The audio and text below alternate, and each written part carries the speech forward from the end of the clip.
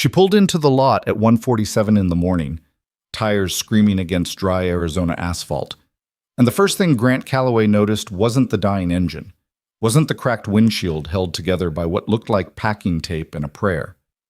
It was her eyes, wide, scanning the darkness behind her like something was still out there, like whatever she'd been running from hadn't stopped running just because she had. He'd seen desperate people before, but this was different. This woman wasn't just tired, she was hunted. If you want to know how one terrified stranger changed a billionaire's entire life, stay until the end. Drop your city in the comments. I want to see how far this story travels. The cafe didn't have a name on any map that mattered. It sat at mile marker 74 on a state highway that most GPS systems hadn't bothered to update since 2019, wedged between a shuttered gas station and about 40 miles of nothing in either direction. The sign out front, Desert Mile Cafe, had lost its second E sometime during the previous winter, and nobody had gotten around to replacing it. The neon in the window still buzzed and flickered in the old pink and blue pattern that Grant's night manager, Felix, said reminded him of a Las Vegas casino that had given up on itself. Grant had told him that was exactly the point. He owned the place. Nobody knew that. Not Felix, who ran the overnight shift with quiet efficiency and a rotation of 3 employees who all seemed to be saving up for something they never talked about.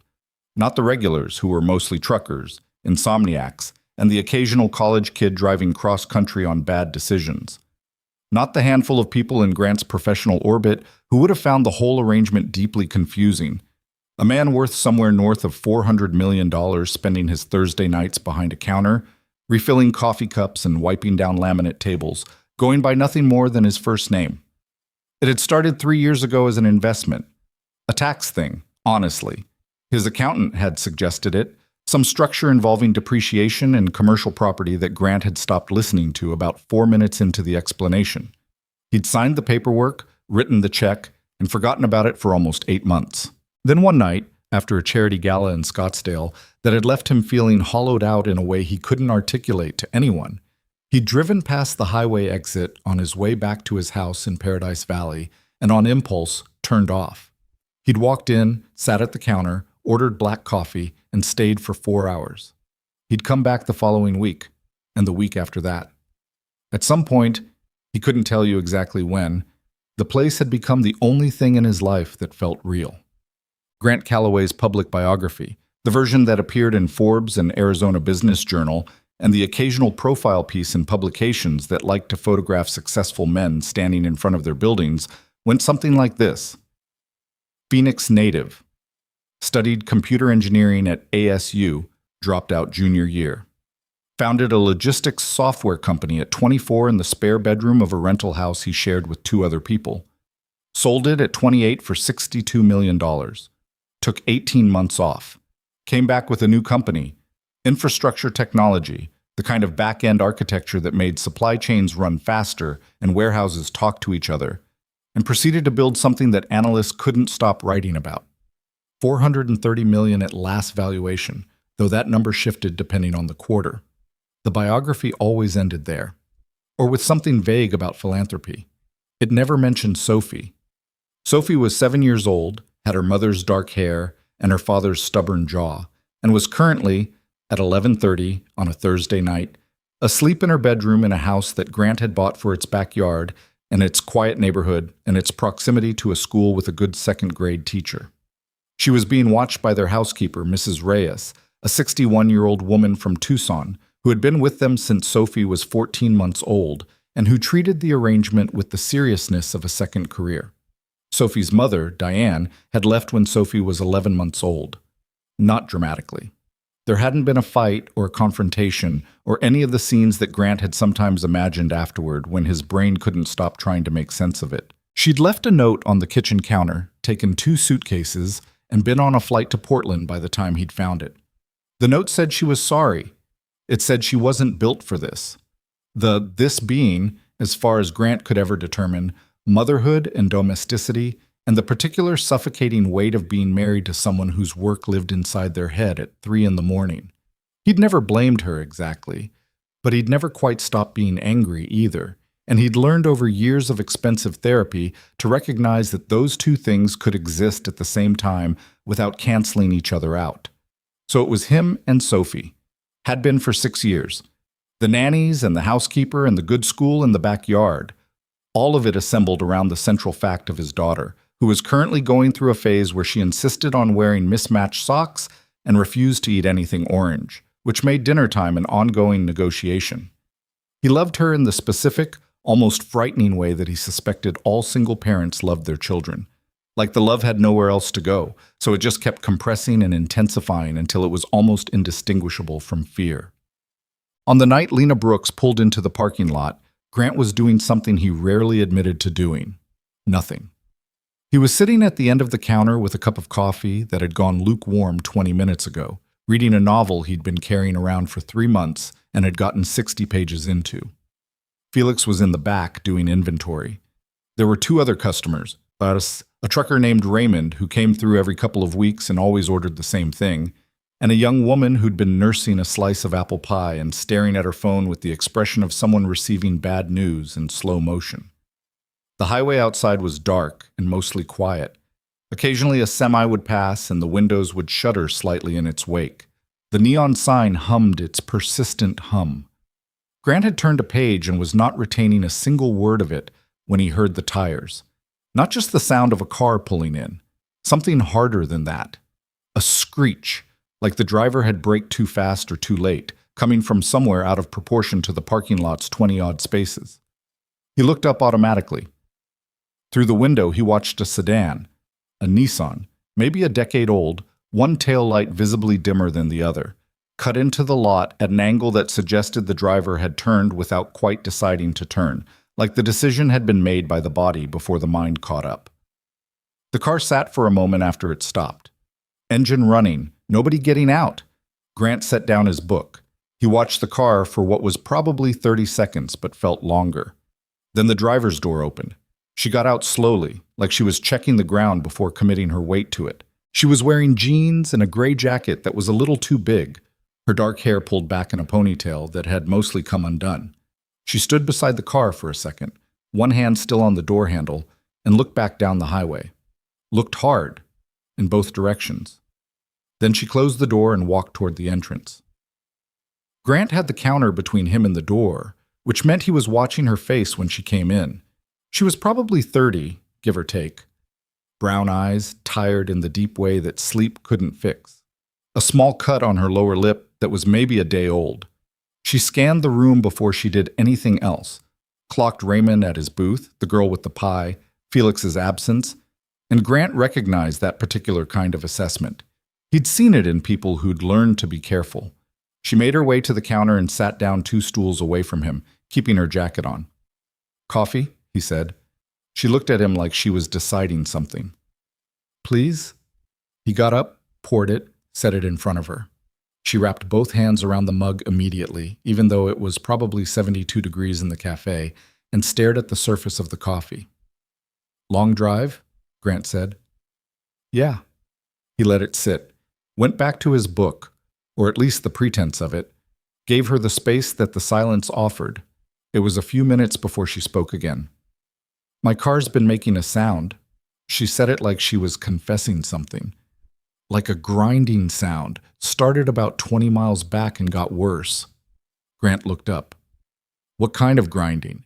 Is it when you brake or when I'm just driving?" "Lower kind of, like metal on metal somewhere underneath." "Could be a bearing. Maybe the CV axle." He paused. "You know cars?" "No." "Me neither, really, but I've had that sound before." He hadn't, actually, but Felix had described it once in enough detail that Grant had retained it. "Is it drivable, you think? Like, can you make it to a town?"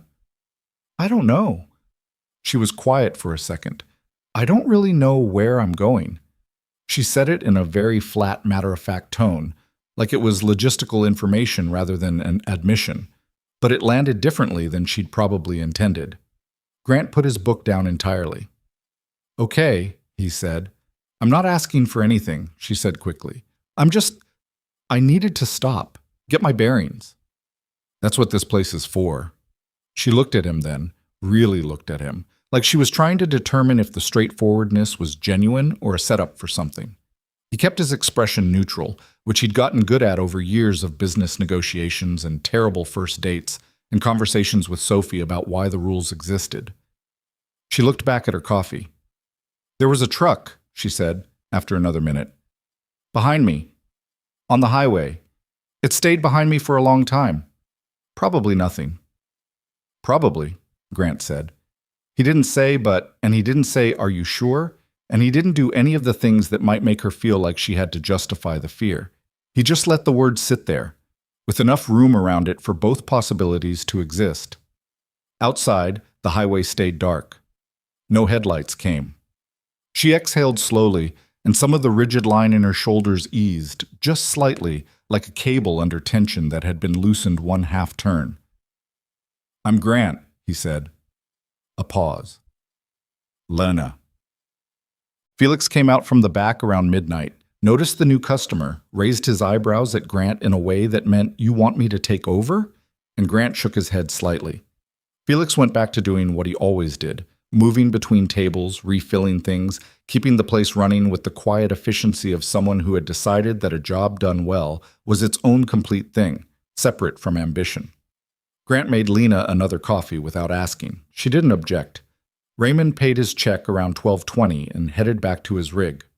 The girl with the pie had long since gone. It was just the two of them at the counter and the nighttime sounds of the café, the refrigeration unit behind the pastry case, the occasional creak of the building adjusting to the temperature drop outside, Felix somewhere doing dishes. "Do you know anything about Flagstaff?" Lena asked. She was looking at something on her phone, a map. He could see the blue line of a route. "A little. You heading there?" "Maybe. I don't know." She set the phone face down. "I keep changing my mind." "That's all right." "Is it?" She said it with a thin edge of something. Not sarcasm exactly, more like the question was directed at herself as much as him. "Generally, yeah." He turned his coffee cup in a slow circle. "I've made most of my best decisions by changing my mind at least 3 times first." She looked at him sideways. "What do you do?" "Tonight I'm refilling coffee." The corner of her mouth moved, not quite a smile, but adjacent to one. "I meant for work." "I know what you meant." He paused, decided on a version of the truth. "I'm in tech. Software mostly. Infrastructure stuff. It's as boring as it sounds." "Does it pay all right?" "It pays all right." She nodded, like that closed the topic, and he was grateful. He wasn't ready to explain the rest of it, and she didn't seem to want explanations from him any more than she wanted to give them. The car trouble turned out to be real. When she tried to leave around 1:30, the Nissan started but made a sound that even Grant, who knew almost nothing about engines, recognized as wrong. A low, rhythmic grinding that intensified when she rolled it forward a few feet, and then, alarmingly, a clunk that seemed to come from somewhere near the left front wheel. She sat in the car for a long moment after that. He could see her through the windshield, hands on the wheel, looking straight ahead. Then she turned it off and got out. "How bad?" she asked. "I don't know. Could be the wheel bearing. Could be worse." He crouched down beside the front wheel, which told him absolutely nothing, then stood back up.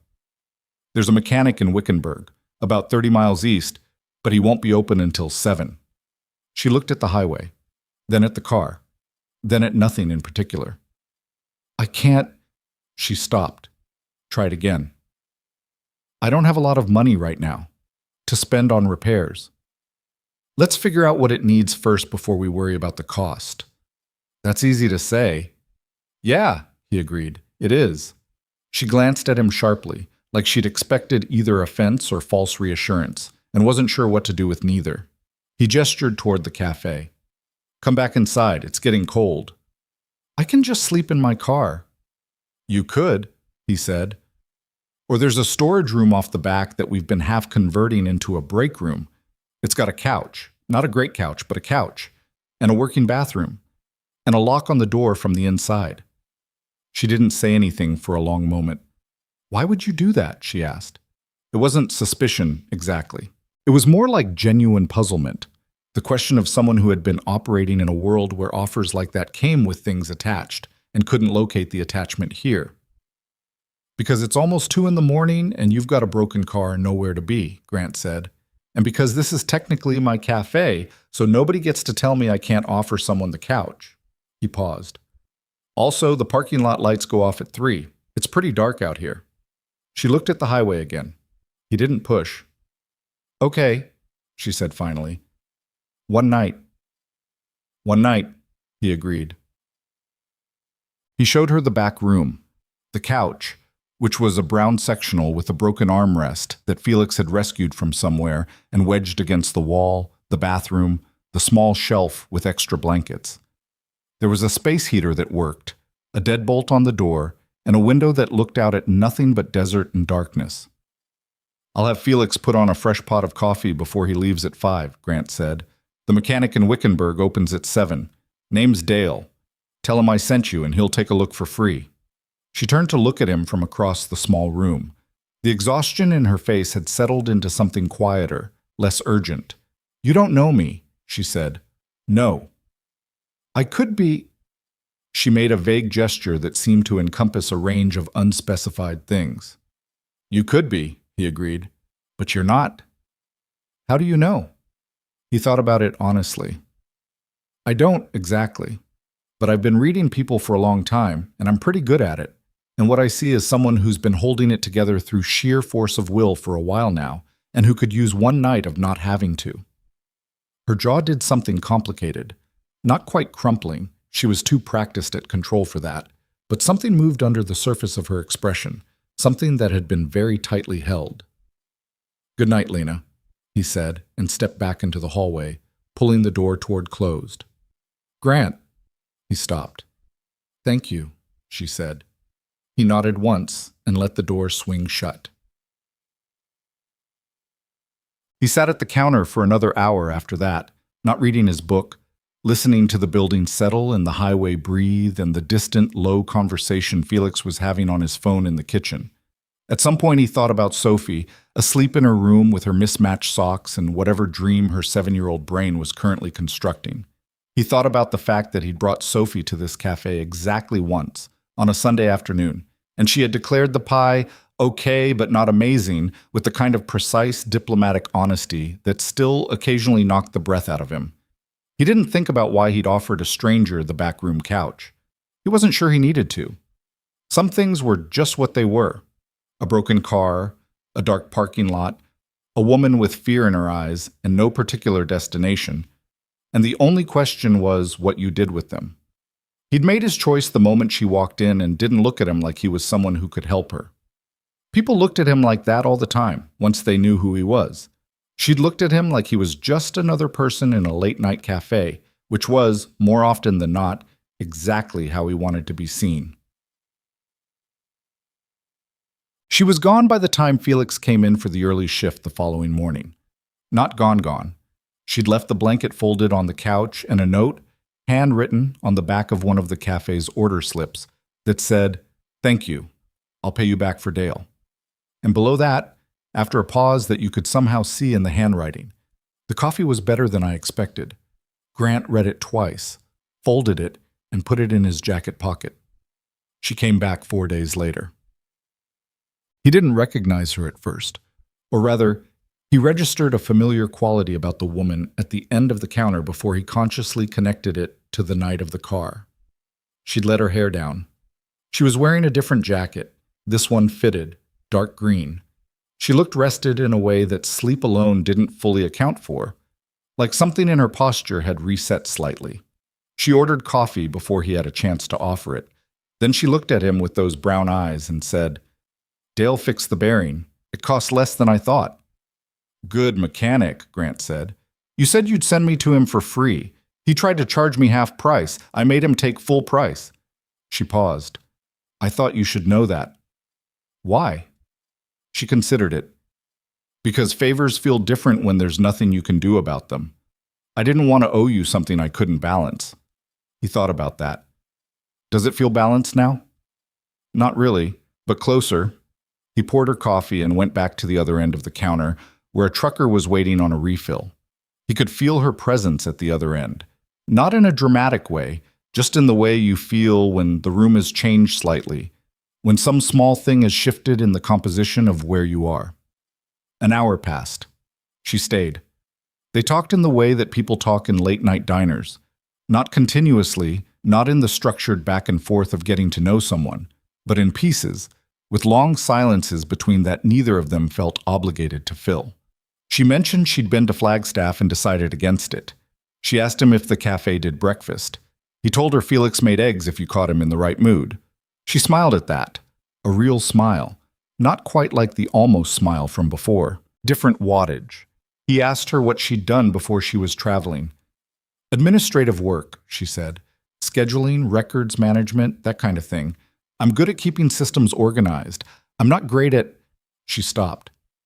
Staying in one place? He offered. No, the opposite, actually. I was too good at staying. She looked at her cup. I stayed too long somewhere I shouldn't have. He didn't ask. She didn't elaborate. The silence did its work, and she stayed another 40 minutes. And when she left, she said she'd probably be back through in a few days. She was. She kept being back. The weeks built themselves in layers. She came in 3, sometimes 4 times a week. Always late, never before 10, sometimes not until after midnight. She always took the same stool at the end of the counter, always wrapped both hands around her coffee mug, always kept her jacket on for the first 20 minutes or so, like she needed to reserve the right to leave. He learned her in pieces because that was the only way she offered herself. Small revealed things, like cards laid down slowly in a game where neither player was entirely sure of the rules. She'd grown up in eastern Tennessee. She had a younger brother named Cal, who she hadn't spoken to in 2 years, and her expression when she mentioned him was the specific expression of someone who missed a person and was angry at themselves for missing them. She liked old movies, particularly anything with a woman doing something unexpected. She was a good cook and had worked briefly in a restaurant kitchen before the administrative jobs, and described it as the hardest thing she'd ever enjoyed. She didn't talk about where she was living, and he didn't ask. He assumed it was the kind of motel situation that people fell into when the geography of their life had become temporary, and he was right, as it turned out. But he didn't find that out for a while. He talked too, not about the company or the money. He kept that particular version of himself at a careful distance, the way he always did outside of work contexts. But about other things. About Sophie, which surprised him, because he rarely talked about Sophie with people he'd just met.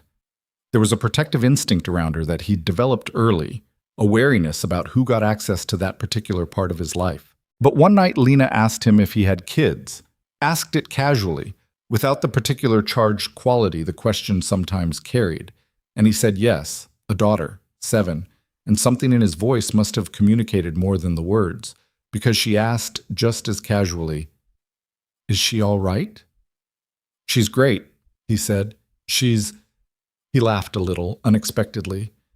"She's in a phase right now where she won't eat anything orange. Carrots, sweet potatoes, mandarin oranges. All gone.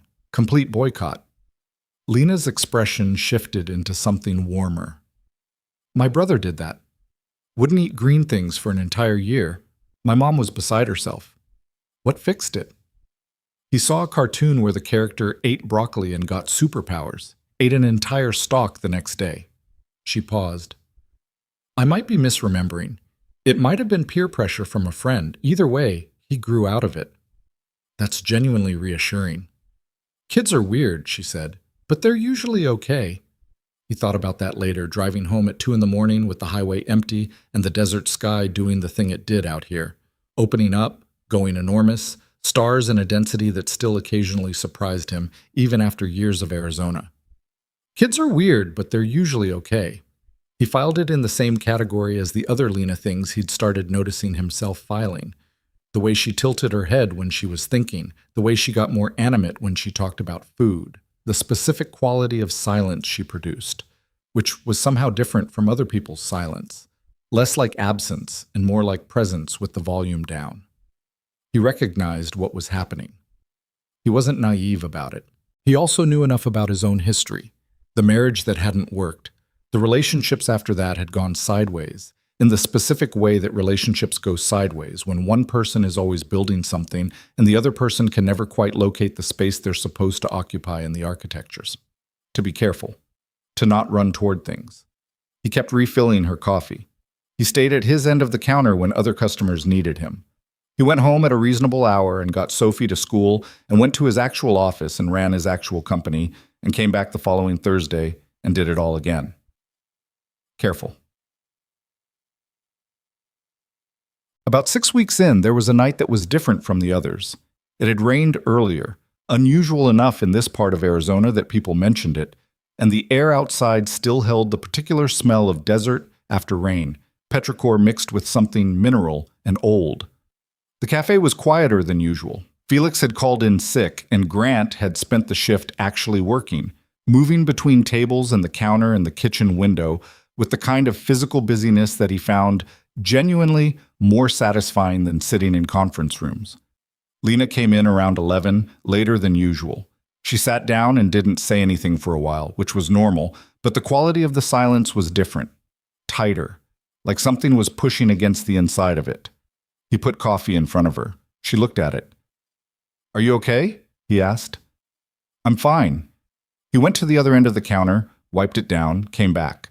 She was still looking at her coffee. "Lena." She looked up. "You don't have to be fine," he said. "It's almost midnight, and there's nobody else here. You can just be whatever you actually are." Her jaw tightened. Something moved behind her eyes. "I'm tired," she said. Not the logistical kind of tired, the deep structure kind. "Yeah," he said. "I'm so—" She stopped, pressed her lips together. "I'm just tired of everything costing something, you know? Like even the basic things, even the things that are supposed to be free, even rest." He didn't say anything, let it breathe. "I had a phone call today that I shouldn't have answered," she said. "That's all." "Okay. I'm not going to explain it. I didn't ask you to." She looked at him then, with something that might have been frustration, except that it wasn't quite directed at him. More like the frustration you feel when you've been braced for something, a fight, a condition, a demand, and it doesn't come, and your body doesn't know what to do with the energy it had prepared. "You're very easy to be around," she said. It came out almost like an accusation. "Sorry," he said. "No, you're not." "No," he agreed. "I'm not." She almost smiled, wrapped her hands around her mug. The tension in her shoulders eased by maybe 15%, which was not nothing. They stayed there until well past 1. He talked about Sophie's latest school project, a diorama of the solar system made mostly from styrofoam balls and a concerning amount of glitter. And she told him about a place she'd stopped once in New Mexico, a tiny restaurant that made tamales she'd been thinking about ever since, and whether she could recreate them from memory. They talked about music briefly, and about the specific phenomenon of songs that you only hear in certain places and then can't listen to anywhere else because they've become too attached to where you first heard them. At some point, sometime after 1 a.m., he realized that he was not being careful anymore, that somewhere in the past 6 weeks, Careful had quietly packed its things and left the building, and he hadn't noticed until just now. He noticed it the way you notice the moment a season has changed. Not the day it happens, but the day you look around and think, "Oh, it's different now." I don't know exactly when that started. He kept it to himself, refilled her coffee, walked her to her car at close to 2 in the morning, and stood in the parking lot while she started the engine, running fine now after Dale's work, and watched her reverse out and pull onto the highway. Stood there for a while after the taillights disappeared. The desert smelled like rain. Above him, the sign buzzed its incomplete name into the dark. He went back inside, turned off the lights. Locked up.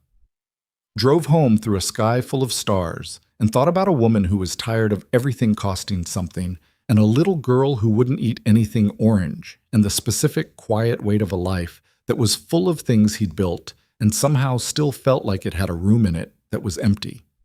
He didn't do anything about it. Not that night. But he stopped pretending he hadn't noticed. The empty room he'd noticed on the drive home didn't go away.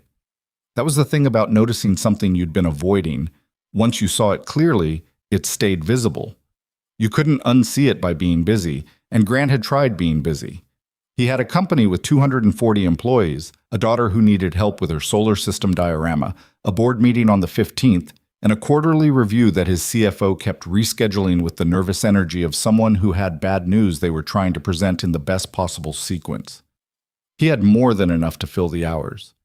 And yet, he kept coming back to the cafe on Thursdays, then Tuesdays. Then, around the third week of November, a Sunday afternoon when he had no particular reason to be there and went anyway, driving out on the highway with the windows down and the November air cooler than it looked from inside a house, telling himself he needed to check in on Felix, which was not entirely a lie and also not entirely the truth. Felix didn't need checking in on. Felix ran the cafe with a calm competence that had long since stopped requiring oversight. What Felix actually did when Grant walked in that Sunday was look at him from behind the counter with the particular expression of a man who has formed a private theory and is waiting to see how long it takes for the evidence to confirm it. "She's not here," Felix said. "It's Sunday." "I know it's Sunday." "She comes in Tuesdays and Thursdays, mostly. Sometimes Saturdays late." Grant poured himself a coffee. "I'm not here for that." "Okay. I'm checking in." "On what?" Grant looked around the cafe, which was running perfectly. Clean tables, stocked counter, the afternoon light doing something decent through the west-facing windows. "On the place?" "The place is fine," Felix said. He went back to wiping down the espresso machine. "It's been fine for 3 years." Grant drank his coffee, stayed for an hour, drove home. He did not come back on Sunday again. Matzat. What he did instead, because he was a man who had built a company by understanding systems and refusing to pretend that the uncomfortable data points didn't exist, was admit the thing to himself clearly and then decide what to do about it. He was developing feelings for a woman he knew almost nothing about, a woman who paid in cash, never mentioned a last name, kept her jacket on for the first 20 minutes of every visit, and had told him exactly once, in that oblique, careful way she had of not quite telling things, that she'd stayed somewhere too long. A woman who was clearly running from something she hadn't named, who appeared at late hours and left without much warning, who had the specific quality of someone who had learned to hold the shape of their life loosely, ready to dissolve it quickly if necessary. He knew all of this. He wasn't an idiot.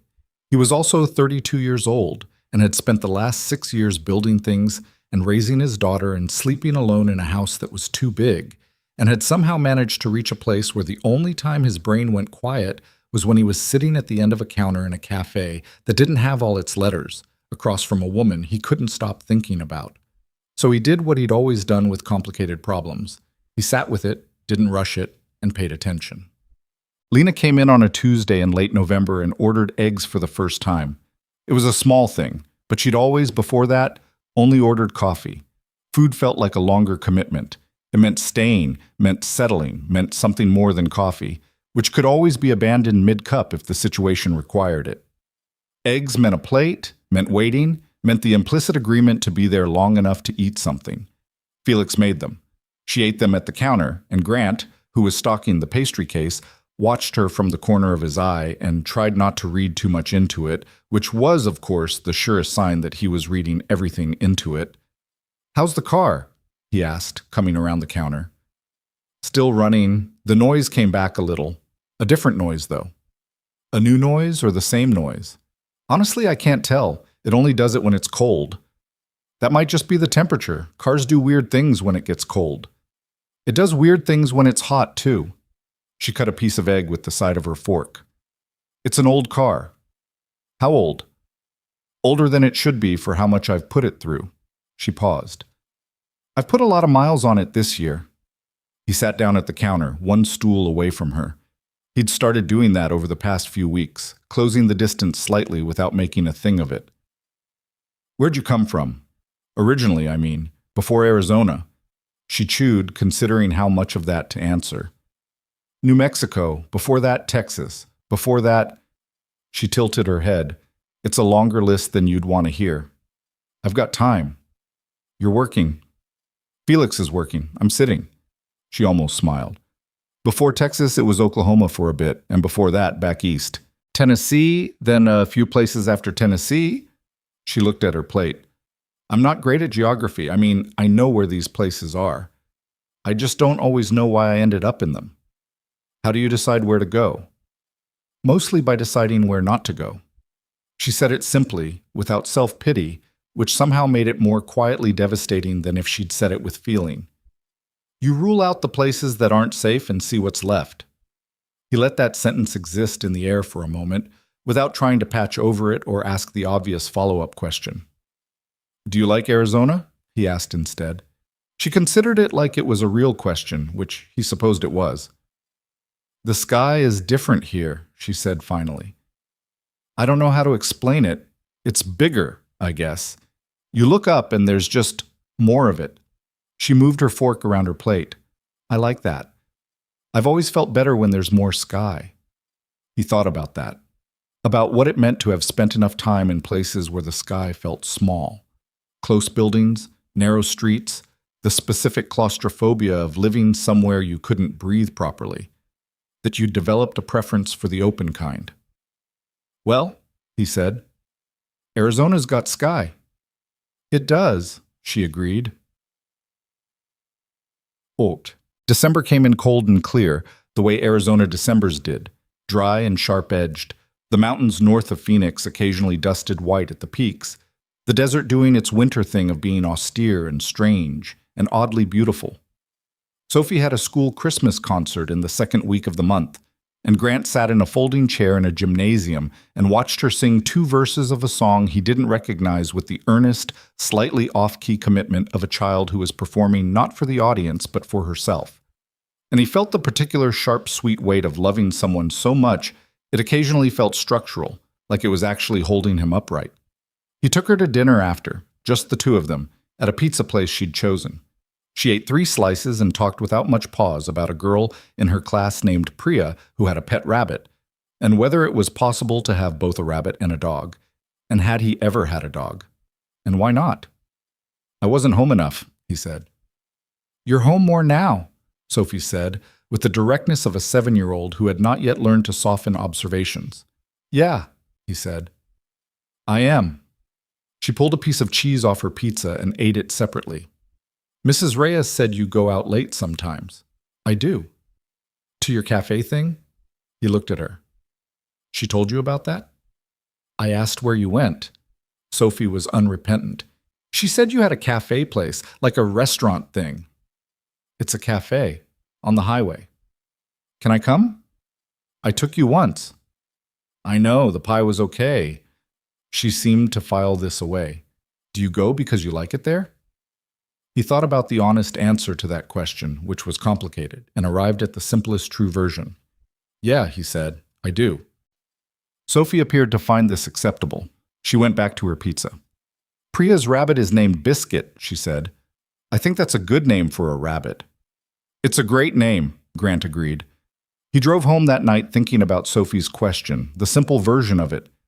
Do you go because you like it there? Yes. And what he liked there had shifted over the past 2 months until it was primarily one thing, one person, which was both straightforward and not straightforward at all. He told Lena about the concert the following Tuesday, not in a big way. He just mentioned it while she was on her second coffee. Something about Sophie's off-key singing and the gymnasium chairs and the rabbit named Biscuit. And Lena listened with the particular quality of attention she had, which was fully present and not performing interest, just actually interested. Did she know you were nervous? Lena asked. About what? Watching her. I assume you were nervous. Parents always look terrified at those things. He laughed, which surprised him a little. I wasn't terrified. You look terrified. Parents always do. I've watched it from the other side.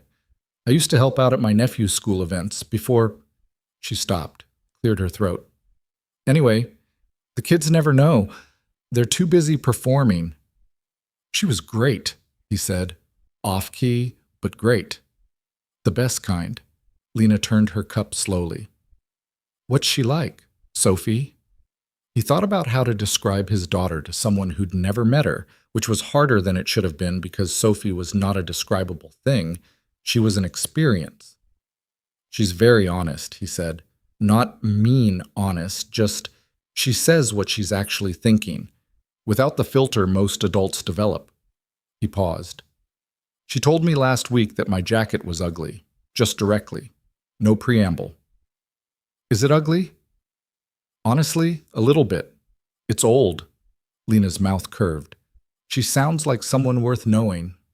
She is. He said it simply, and the simplicity of it sat between them without needing anything added to it. Lena looked at the counter, traced a small circle on the laminate with one finger. I always thought I'd... She didn't finish it. Thought you'd what? Nothing. She picked up her coffee. Never mind. He didn't push, but he registered it, the unfinished sentence, the way she'd moved toward something and then pulled back, which was, he'd noticed, the pattern of her. She moved toward things and then recalibrated, checked some internal measurement, decided how much was safe. He understood the impulse. He'd spent years doing the same thing, building toward things and then stepping back to evaluate, making sure the structure was sound before he committed his weight to it. The difference, he was beginning to think, was that his version of careful was a professional habit and hers was something harder won. There was a night in the middle of December when the café was close to full, a rarity, usually explained by weather or some event that rerouted highway traffic. And Grant was actually busy in the real sense, not the puttering around sense. Lena came in around 11, and there were no stools open at the counter. He saw her stop in the doorway, take in the room, and for a moment do that calculus he'd learned to recognize. The quick scan, the assessment of exits, the split-second decision about whether this situation was navigable. He caught her eye from across the room and tilted his head toward the back, toward the small hallway that led to the break room and the office. She raised her eyebrows.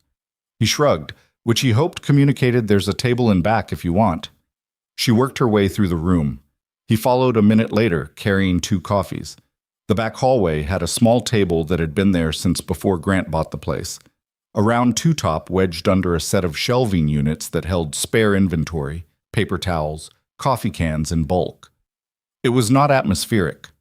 The fluorescent light above it buzzed with more urgency than the sign out front, but it was quiet, separated from the main room by a half wall and a good 15 feet. They sat across from each other, which they'd never done before. Counterside, there was always the slight relief of sitting beside rather than across, facing the same direction, able to look away easily, less of the focused intimacy of direct eye contact. Across a table was different, more confrontational, in the way that honesty is sometimes confrontational. She noticed it too. He could tell by the way she held her mug a little more deliberately. Busy night, she said. Road closure north of here. Everyone's taking the highway. Ah. She looked around the small hallway, the shelves of paper goods and cleaning supplies. Glamorous. I know, most people don't get to have their coffee next to 60 rolls of paper towels. She laughed at that. A real laugh, short and surprised. Not the almost smiles he'd cataloged over the past 2 months. He felt it like a small key turning somewhere. They stayed in the back hallway for almost 2 hours. The main room thinned out gradually.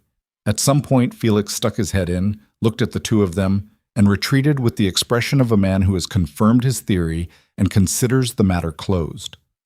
They talked about things they hadn't talked about before, which sometimes happens when the setting changes and the usual grooves of conversation aren't available. She told him about working in a restaurant kitchen, the specific hierarchy of it, the language that evolved among people who spent 10 hours a day in a high-pressure enclosed space, the way she'd been terrible at breakfast service but good at dinner, the way she'd burned herself twice in the first week and learned to read the heat of a pan by sound rather than touch.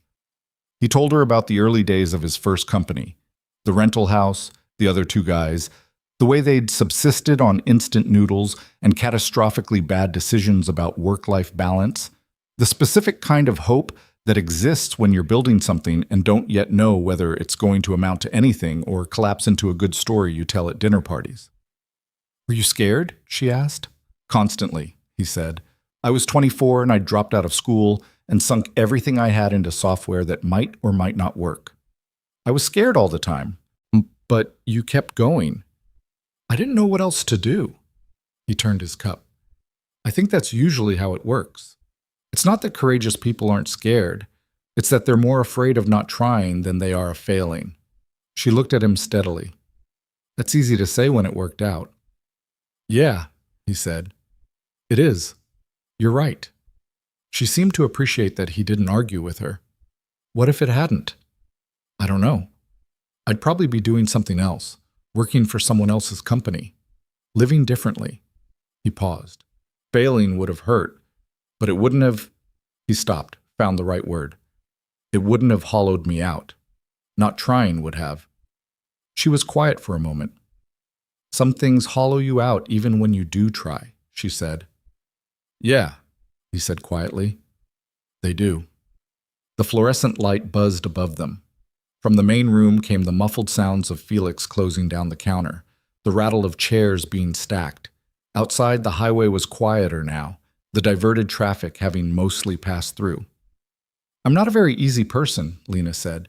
She said it not as self-deprecation, but as factual information, delivered with the directness of someone who had decided to be fair about themselves. I'm not easy to get close to. I don't do things in a normal way. I don't have a fixed address. I don't have a plan. She stopped. I don't have a lot of things that people my age are supposed to have. Okay, Grant said. I'm just telling you. I hear you. Because I think you're... She looked at him, then at the table, then back. I think you might be getting ideas. He considered denying it and decided not to. Probably, she exhaled. I don't know what to do with that. You don't have to do anything with it, he said. I'm not asking you for anything. I know.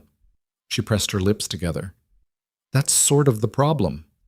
He looked at her across the small table in the buzzing fluorescent light next to 60 rolls of paper towels and felt the specific weight of a moment that would be easy to mishandle. He'd mishandled moments before, knew his own tendencies, the way he sometimes moved too fast in the direction of what he wanted once he'd decided he wanted it, mistaking decisiveness for wisdom. Lena, he said. She looked at him. I'm not going anywhere, he said. That's all. This isn't a move. I'm just sitting here. I've been sitting here for 2 months, and I'll keep sitting here. He spread his hand slightly. That's the whole thing. She studied him for a long time. The particular quality of her attention, that full presence thing she had, actually looking rather than glancing, was something he'd gotten used to, but it still had a slight intensity to it, like being the subject of a quiet but serious examination. Okay, she said finally. Okay. I still don't know what to do with it. That's fine, he said. We don't have to know tonight. She nodded. Wrapped her hands around her mug, which had gone cold. Didn't ask for a refill, didn't check her phone, didn't reach for her jacket in the preparatory way she sometimes did when she was getting ready to leave. She just stayed. The week before Christmas, Grant did something he hadn't planned to do and wasn't entirely sure was a good idea, and did it anyway. He told her he owned the café. It came out not as a confession, not as a big reveal, but sideways. They were talking about the sign out front, the missing E in café, and she asked why nobody'd fixed it, and he said he kept forgetting to call the sign company, and she said you could tell the owner, and he said I am the owner, and the sentence was already out before he'd made a conscious decision to say it. She looked at him. You own this place, she said. Yeah. You work here, pouring coffee. Sometimes. Does Felix know? No. She sat with that for a moment. Why not? Because when he knows, I become the owner instead of just Grant.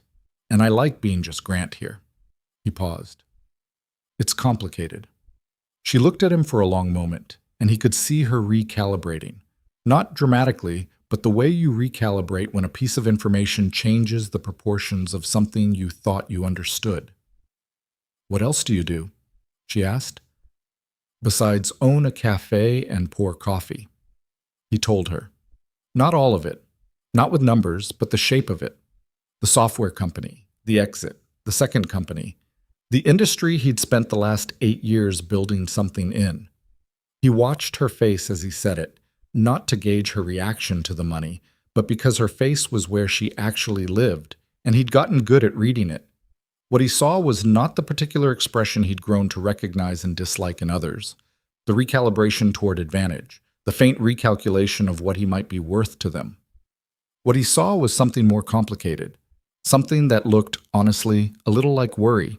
"Okay," she said, when he'd finished. "Okay?" "I mean," she made a small gesture. "That's a lot. It's just work. It's not just work, it's—" She stopped. "You're very different from what I thought." "Am I?" "You're very different from what you seem," she said, which was a more precise version of the same thing. "Does that change something?" She looked at her coffee. "I don't know yet." He gave her the time to not know.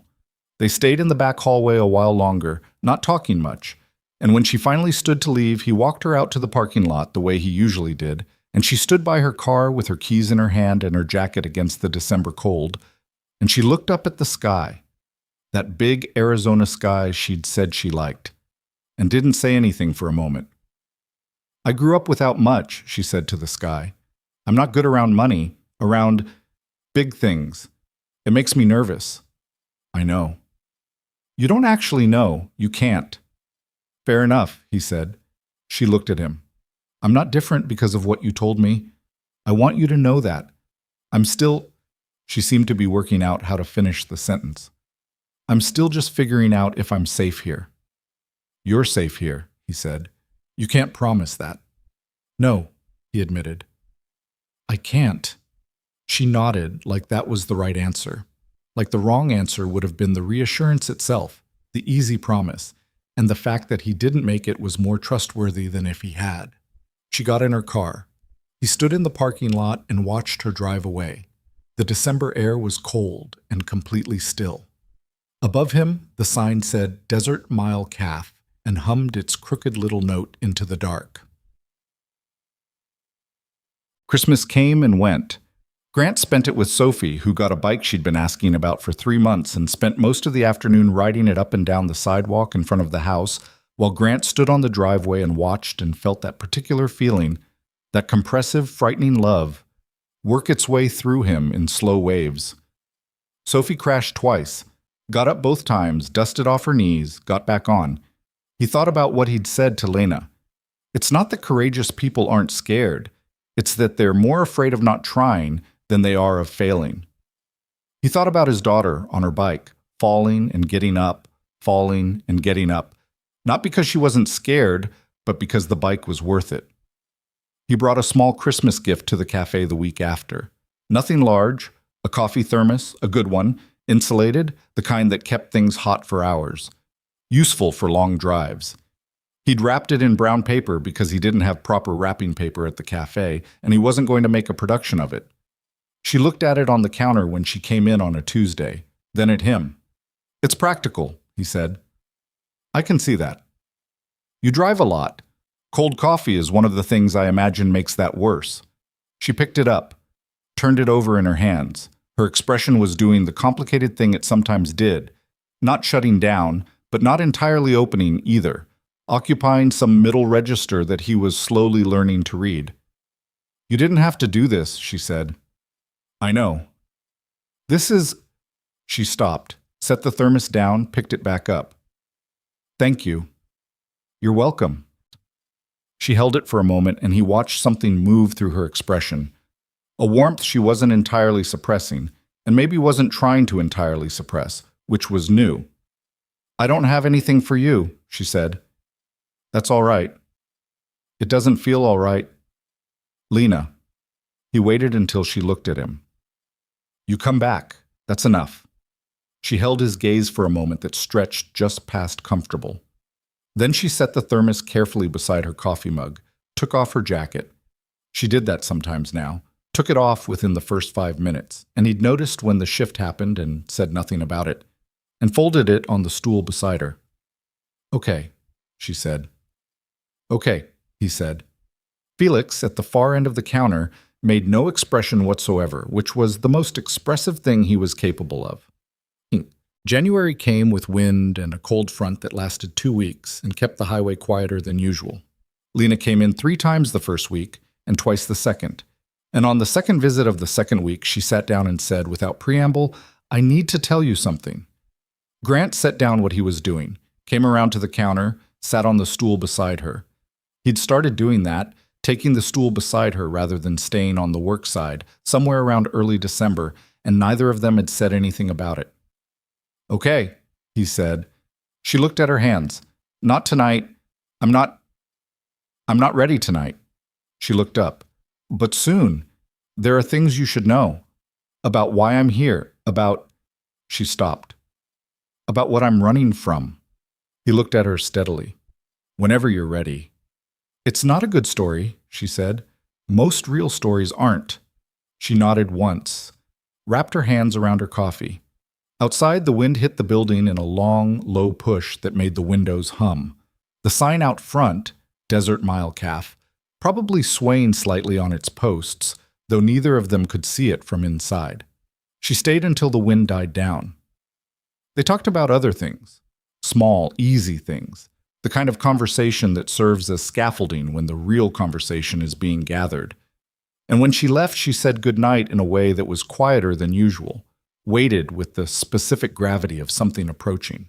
He locked up, drove home, lay awake for a while, listening to the night, thinking about real stories and the fact that they rarely arrived with clean edges or satisfying shapes, and that you had to want the person more than you wanted the clean edges, and that he had been wanting this particular person for 2 months now in a way that felt, at this point, like a foundational thing, something load-bearing, something that would leave a structural gap if you took it away. He was not a man who scared easily. He'd built too much, risked too much, lost too much, to be stopped by being scared. But he lay there a while longer anyway, in the particular silence of a house where his daughter slept down the hall, and let himself understand the full weight of what was starting and what it would mean to let it. She made him wait 9 more days. He counted them, which was not something he would have admitted to anyone, least of all himself in the clearer light of morning. But he counted them the way you count things when the waiting has a specific weight. Tuesday passed, then a Thursday when she didn't come, then a Saturday, and by the following Tuesday, he had almost convinced himself that the soon she'd promised was a kind of exit, a soft door she'd built for herself in case she needed to use it. She came in on a Wednesday. She'd never come on a Wednesday before. It was nearly midnight. The wind had been gone for a week, but the cold had stayed, and she was wearing a heavier coat than he'd seen on her before, dark wool, and she came in with a particular quality of motion, deliberate, like she'd made a decision and was walking through it before she could unmake it. She sat down. He poured the coffee without being asked. Felix was in the kitchen, and there were 2 other customers at a far booth, a couple speaking quietly, and the cafe had the particular ambient hush of a place that is occupied but not crowded, where sound travels differently, gets absorbed by the spaces between people. Lena wrapped her hands around the mug, stared at it. "I was married," she said. She said it the way you say the first line of something you've rehearsed, not flat exactly, but with the rhythm of words that have been arranged carefully in advance. "Okay," Grant said. "His name is Marcus Vale.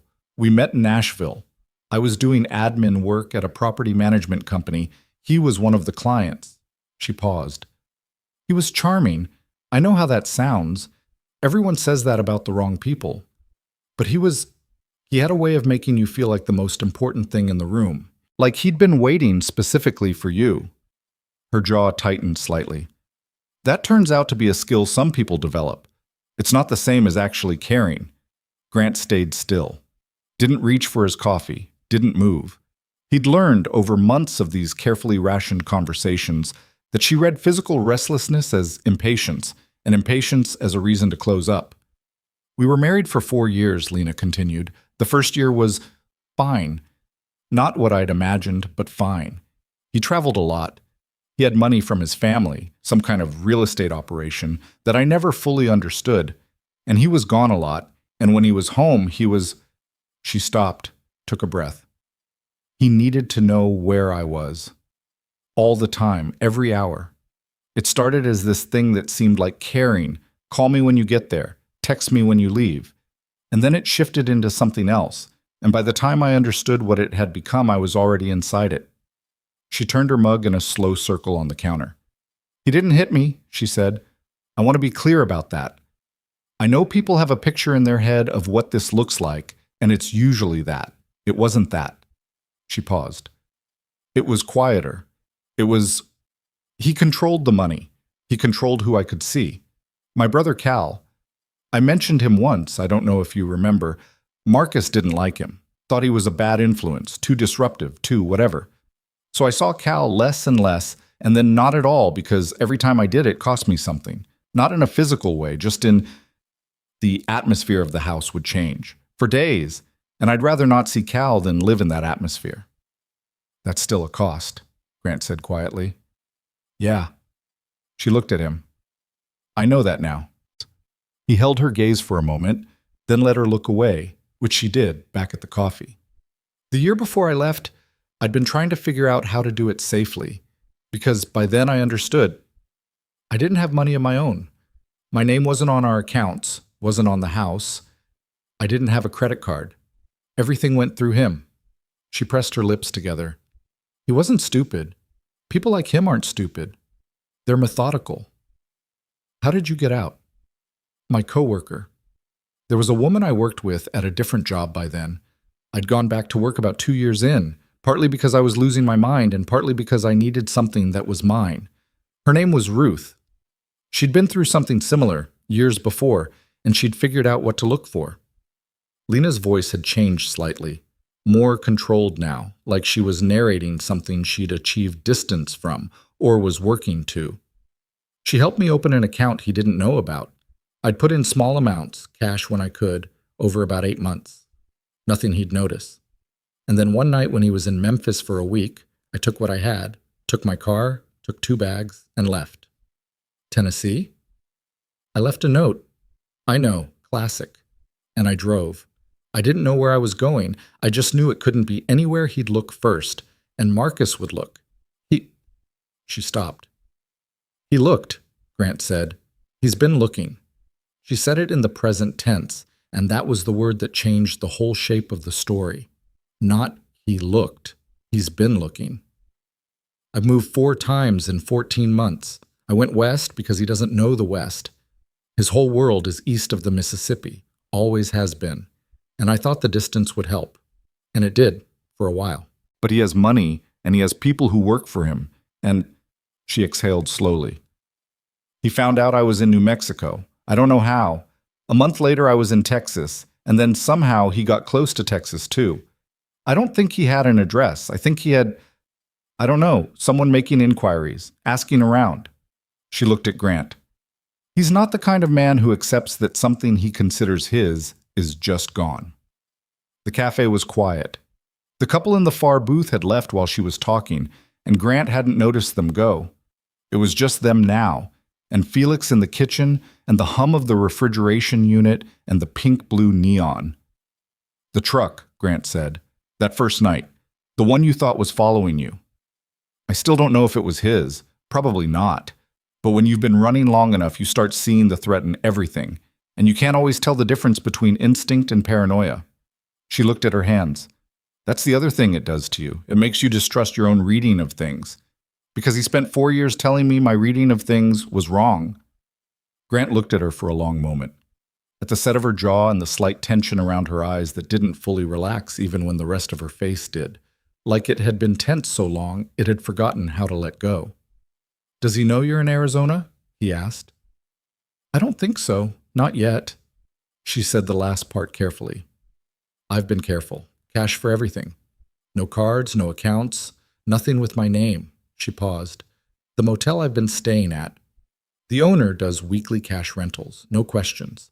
I've been there 2 months, which is the longest I've stayed anywhere. 2 months. Since roughly the night she'd pulled into his parking lot. He didn't say that out loud, just registered it, added it to the picture that was assembling itself. The woman who'd kept her jacket on, who'd always seemed poised to leave, who'd paid in cash and never mentioned a last name, who'd said, I'm not asking for anything on her first night, as if she'd had to train herself to need less so that losing things would hurt less. Lena, he said. I'm not telling you this because I want something, she said quickly, which was exactly what he'd expected her to say. I'm telling you because you've been... She stopped, regrouped. Because you deserve to know what you've been sitting across from, what the actual situation is. The actual situation, he said, is that you're a person who got out of something bad, and has been taking care of yourself for over a year. That's what I've been sitting across from." She looked at him with an expression he couldn't entirely read, something between gratitude and resistance, like she wanted to accept what he'd said and couldn't quite let herself. "Don't make it heroic." "I'm not." "It's not heroic? I'm scared most of the time. I'm tired all the time. I make bad decisions because I'm tired and scared and I'm not always thinking straight." Her voice had gotten quieter. "I left behind everyone I knew. My brother, a few friends I actually had, back before Marcus made that complicated. I don't have a life. I have a motel room and a car that makes a noise and a cafe I've been coming to because it's the first place in 14 months where I didn't feel like I had to watch the door." The last sentence came out with the involuntary quality of something she hadn't entirely meant to say. She heard it herself. He could see the slight flicker of awareness cross her face and didn't take it back, just looked at the counter. "You don't have to watch the door here," he said. "I know." And the way she said it, the simplicity of it, the absence of qualification, was the most open thing she'd said to him in 3 months. Felix left at 1. He said goodnight to Grant, looked at Lena with the careful non-expression he'd perfected, and headed out through the back. The cafe was theirs. They stayed on the bar stools for a while, not talking, which was its own kind of talking. Grant drank his third coffee of the night, which he'd pay for at 3 in the morning, and watched the highway through the window. Nothing came. The desert sat in its winter stillness, and the stars were enormous, and the sign hummed its missing letter into the cold. "Can I ask you something?" Lena said. "Yeah." "Why do you come here? Really?" She turned on her stool to look at him directly. "You have, from what you told me, you have a house and a company and a full life. You have a daughter you clearly love. You have money, and I assume people and options and everything that implies. So why do you spend your nights in a highway cafe that you secretly own, pouring coffee for people you don't know?" He thought about the honest answer, which was layered, and gave her the layers in the right order. "Because when I'm here, nobody needs anything from me," he said. "My company needs things from me. My investors need things. The people who read about me in magazines have a version of me that needs maintaining. He paused. "Even Sophie needs things, which is right and good. She's 7, and she should need things from her father. But the needing is," he searched for the word, "it's constant. It's the ground condition of my life, and here I'm just a guy who knows where the extra coffee filters are." Lena was quiet for a moment. "That's lonelier than it sounds." "Yeah," he said. "It is." "Does it bother you, being lonely?"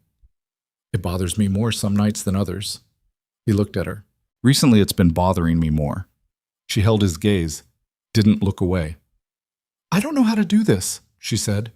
Not romantically, not as a prelude to something, just factual, like stating the terms of a problem.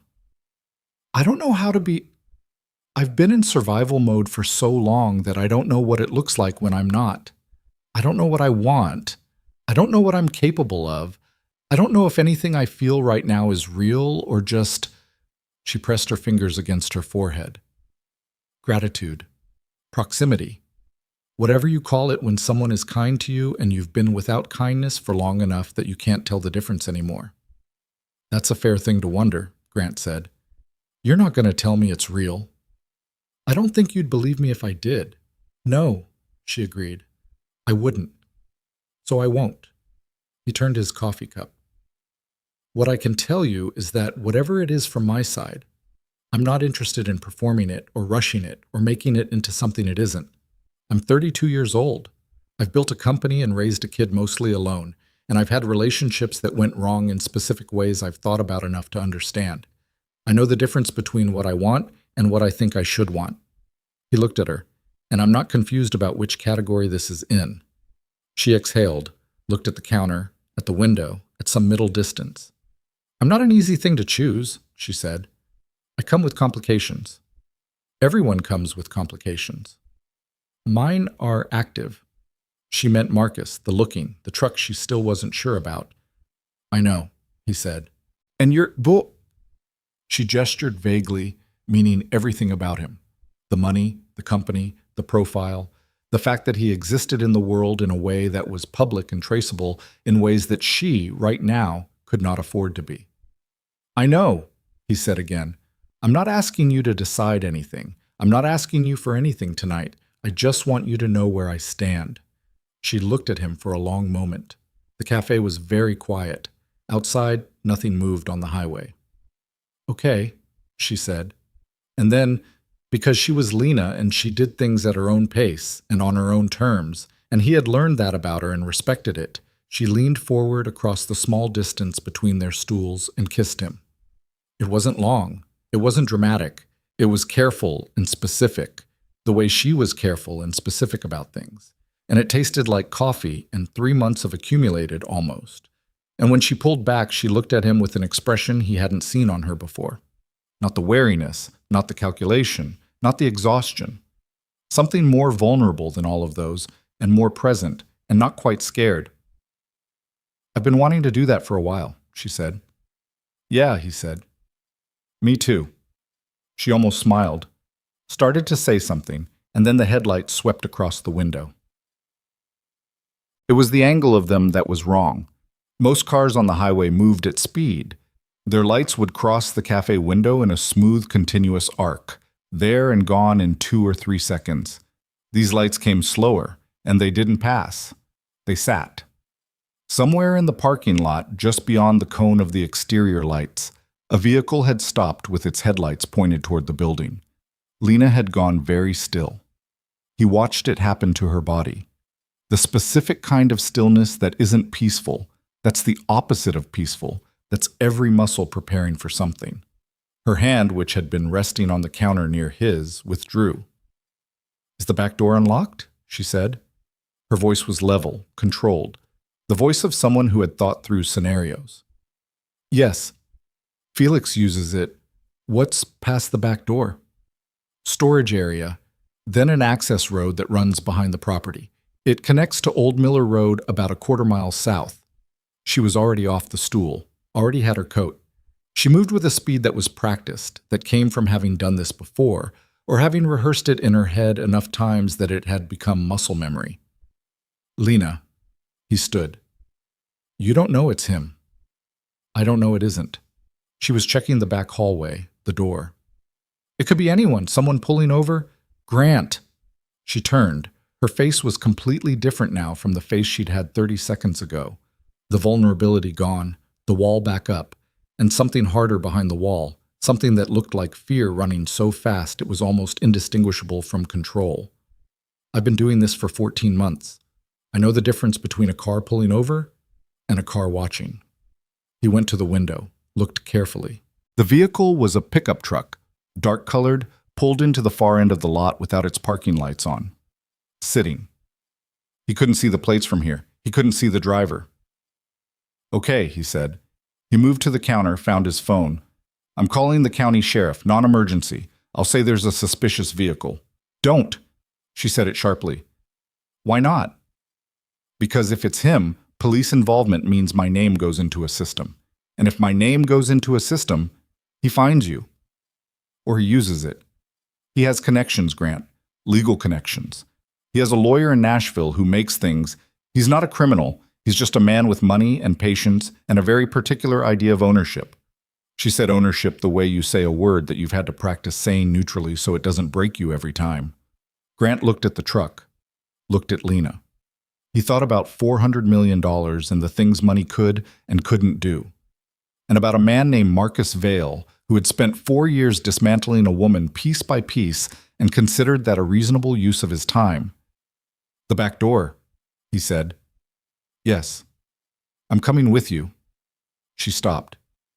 You don't have to. I know the property. The access road has a gate in the dark. You'll walk into it. He was already moving toward the back. And I'm not going to stand here while you go out alone. She looked at him for a fraction of a second. That assessment she did, that rapid private calculation, and then she moved. They went through the kitchen, through the storage room, out the back door into the cold desert night. The air was sharp and very still. Above them the stars were indifferent and enormous. The storage area was a patch of packed dirt with a utility shed and some propane tanks, and beyond it a chain-link fence with a gate that was, as Grant had said, completely invisible in the dark. He went first, found the gate by memory, worked the latch. It swung open. "There's a rise about 50 yards out," he said quietly. "Then the road." "I know where I'm going," she said, and then immediately, I'm sorry, I'm sorry. I know you're trying to help. It's fine. It's not fine, you're not the problem. I know." They moved across the desert scrub, Grant watching the ground and Lena watching back toward the café, and they made the rise and found the access road, which was unpaved and faintly luminescent under the stars, and they stood there for a moment catching their breath in the cold air. "What's parked here?" Lena asked. The access road was empty. "Nothing. I drove around front tonight." He looked back toward the building. From here you could see the glow of the sign, faintly, and the edge of the front lot. The truck was still there, still not moving. "I need my car," she said. "Not yet." "Grant, just wait." He was looking at the truck. As they watched, the headlights went off. The parking lot went darker. Nothing else moved. They stood there for 2 full minutes. Then the truck moved. Slow, backing out of the lot, no lights until it reached the highway, and then the headlights came on, and it pulled east and was gone. Lena let out a breath that had been held so long it was almost a sound. "Okay," Grant said. "Okay," she said. Her voice had changed again. The control cracking at the edges, the adrenaline doing what adrenaline did when the immediate trigger was removed. Her hands, he noticed, weren't entirely steady. He didn't touch her. Not yet. He stood beside her and let the desert air do its work, the cold and the stillness and the enormous indifferent sky. "Could have been nobody," she said after a while. "Could have been. I've done this before, evacuated a situation that turned out to be nothing." She laughed, a short, humorless sound. "The smoke alarm goes off in the motel parking lot 2 months ago, and I'm packed and ready to drive before I'm fully awake." "That's what happens when you've had to be that fast," he said. "It's exhausting." She said it simply, not looking for sympathy, just naming a fact. Being that fast all the time, being ready all the time. She looked at the sky. "I'm so tired of being ready." He understood then, or understood it more completely than he had before. What she'd been carrying. Not just the practical weight of moving and hiding and managing money and watching for trucks, but the deeper weight of a nervous system that had been permanently set to high alert, that couldn't fully relax because the cost of relaxing in her previous life had been so high. A body that had learned to treat rest as a luxury it couldn't safely afford. "You can rest tonight," he said. "If you want.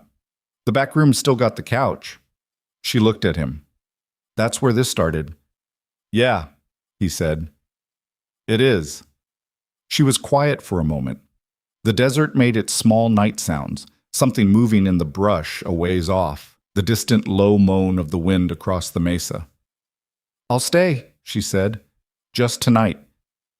"Just tonight," he agreed. They walked back through the gate, across the storage area, into the kitchen. Grant locked the back door, then went to the front and stood at the window for a long moment, looking out at the empty parking lot, the empty highway. Nothing. He made 2 new coffees. Lena was sitting at the counter, her coat on again, but differently than before. Not the preparatory way, not the I might need to leave way, just wearing it because it was cold. "I'm sorry about earlier," she said. He looked at her. "Don't apologize for that." "I'm not apologizing for the kiss. I'm apologizing for the abruptness of what came after." "A truck appeared and you reacted appropriately given your circumstances," he said. "There's nothing to apologize for." She took the coffee he put in front of her. "It's not exactly a normal evening." "No," he said. "But I don't come here for normal." She looked at him with that expression again, the one he'd seen for a fraction of a second before the truck, the one that was younger than her usual face, less defended. It was still there, the vulnerability, though the circumstances had shifted around it. "Grant." "Yeah. Nothing about my life is simple right now. I want you to understand that." "I do." And I'm not, she chose the words carefully. I'm not in a position to offer anything reliable. I don't know where I'll be in a month. I don't know if he'll find me. I don't know. Lena. He sat down beside her, waited until she looked at him. I'm not asking you to have a plan. I'm not asking you for reliable. I'm asking you to have coffee with me and to still be here in the morning. She held his gaze. The cafe hummed around them. The refrigeration, the neon, the particular alive quiet of a building at 2 in the morning. I can do that, she said. Good, he said. They stayed up until nearly 4, not talking about the truck, not talking about Marcus Vale, not performing bravery or normalcy. Just two people in a late-night cafe, one of whom was trying to learn how to stop running, and one of whom was trying to figure out what it looked like to want something real. Getting it right in pieces, getting it wrong in places. Sitting with the imperfect, unresolved weight of two people who had found each other in an unlikely place and were still figuring out what to do about it. At some point around 3 a.m., she put her elbow on the counter and rested her chin on her hand and looked at him and said, "You know, you're nothing like I expected." "What did you expect?" "I don't know. Not this." She gestured vaguely at the whole of him. "Someone simpler, maybe." "Simpler's overrated." "Yeah." She almost smiled. "I'm starting to think so." He walked her to the back room at close to 4, the same walk he'd done 3 months ago on the night she'd arrived with fear in her eyes and a failing car. The couch was the same couch. The broken armrest, the space heater, the window looking out at the desert dark. She stood in the middle of the small room, her coat off finally, and looked around with an expression he could now read well enough to know was not displacement, but something like the very first, most tentative beginning of a feeling she was not going to name yet. "The deadbolt's on the inside, Vasa," he said from the doorway. "I know," she said. "I remember." "Good night, Lena." She looked at him. "Grant?" "Yeah." "Thank you." She said it differently than she had 3 months ago, not with the formal weight of someone receiving something they didn't expect, with something quieter, something that had the shape of "you matter," without using those words. He nodded once, pulled the door toward closed, and stood in the hallway for a moment with his hand still on the doorframe, listening to the sound of the deadbolt sliding home from the inside, thinking about a truck that had sat in a parking lot and then driven away, and a man named Marcus Vale who had money and patience and a very particular idea of ownership, and the fact that whatever was beginning in this cafe, cautiously, imperfectly, with no guarantees, was now in the same territory as something that was already dangerous. He went back to the counter, sat down, didn't try to sleep. Outside, the highway was empty and the sign hummed its incomplete name, and the desert stretched in all directions without apology, and Grant Calloway sat in the dark and thought about what it cost to protect something that mattered, and whether he was ready to pay it, and realized, somewhere around the time the first thin light began happening at the edge of the eastern sky, that the question of whether he was ready had already been answered. Had been answered weeks ago, maybe the first night. He just hadn't caught up to the answer yet. He was catching up now. The morning after, Grant found her note on the counter. Not the backroom counter, the main counter, the one where she always sat, third stool from the end. She'd torn a page from the small notepad Felix kept near the register and written in her careful, slightly cramped handwriting, "Coffee was good. Thank you for last night. L." He stood there reading it twice, then folded it and put it in the same jacket pocket where he kept the first one. He had both of them now, which was not something he'd planned or thought about, but there they were. Felix came in at 6, looked at the note in Grant's hand before he could pocket it, and said nothing, made coffee, started the morning prep. The cafe filled slowly with the particular kind of people who needed highway food before 7 a.m. Long-haul drivers, early shift workers from the county road maintenance crew, a pair of hunters heading north. Grant stayed through the morning rush, which was not something he usually did, and drove home at 9 to shower and get Sophie to her Saturday art class, and spent the afternoon doing the things that Saturday afternoons required. Grocery shopping, a load of laundry, a call with his CFO that he'd been putting off for 2 weeks, and finally took standing in his kitchen because he'd learned that movement helped him think, and thinking helped him tolerate quarterly projections. The CFO talked. Grant listened, made the right noises, approved the revised forecast that was slightly worse than last quarter but well within acceptable margins. Hung up and stood at the kitchen window looking at Sophie in the backyard, crouched over something in the dirt with the intense concentration of a person conducting field work, and thought about a woman sleeping on a broken-armed couch in a back room on the Arizona desert, and whether she'd woken up afraid or something slightly less than that. She came back 3 days later, Tuesday, which was her usual day. She came in at 11 and sat at the counter and looked, Grant thought, like someone who'd had a few days of internal argument and hadn't entirely resolved it. There were marks under her eyes that weren't just tiredness. She was wearing the dark green jacket again, which he'd come to think of as her better jacket, the one she wore when she was slightly more okay. "How are you?" he asked. "Functional," she said. He poured the coffee, sat down beside her, which was what he did now. "Has anything—" "No. Nothing." She wrapped her hands around the mug. "I've been watching. I drove past the lot twice before I came in tonight. Nothing out of the ordinary." He hadn't thought about that she'd done reconnaissance before entering, had driven past twice to check the lot. It hit him at a slight angle, the way her habits kept revealing themselves and kept costing him something to understand. "I've been thinking," she said. "About what?" "About the truck. About whether it was him or wasn't him, and whether I'll ever actually know, and whether not knowing is worse than knowing." She paused. "I've been doing this math in my head, like every place I've stopped, every place I've stayed, I've done this calculation. How long is safe? When the risk starts outweighing the stability. Whether I've stayed too long." He kept his voice level. "And what does the math say?" She looked at him. "It says I've probably stayed in one motel for too long. It says someone who's looking hard enough with the resources Marcus has can backtrack through cash transactions and motel records and—" She stopped. "It's not an exact science, but the longer you stay still, the smaller the gap between you and whoever's following."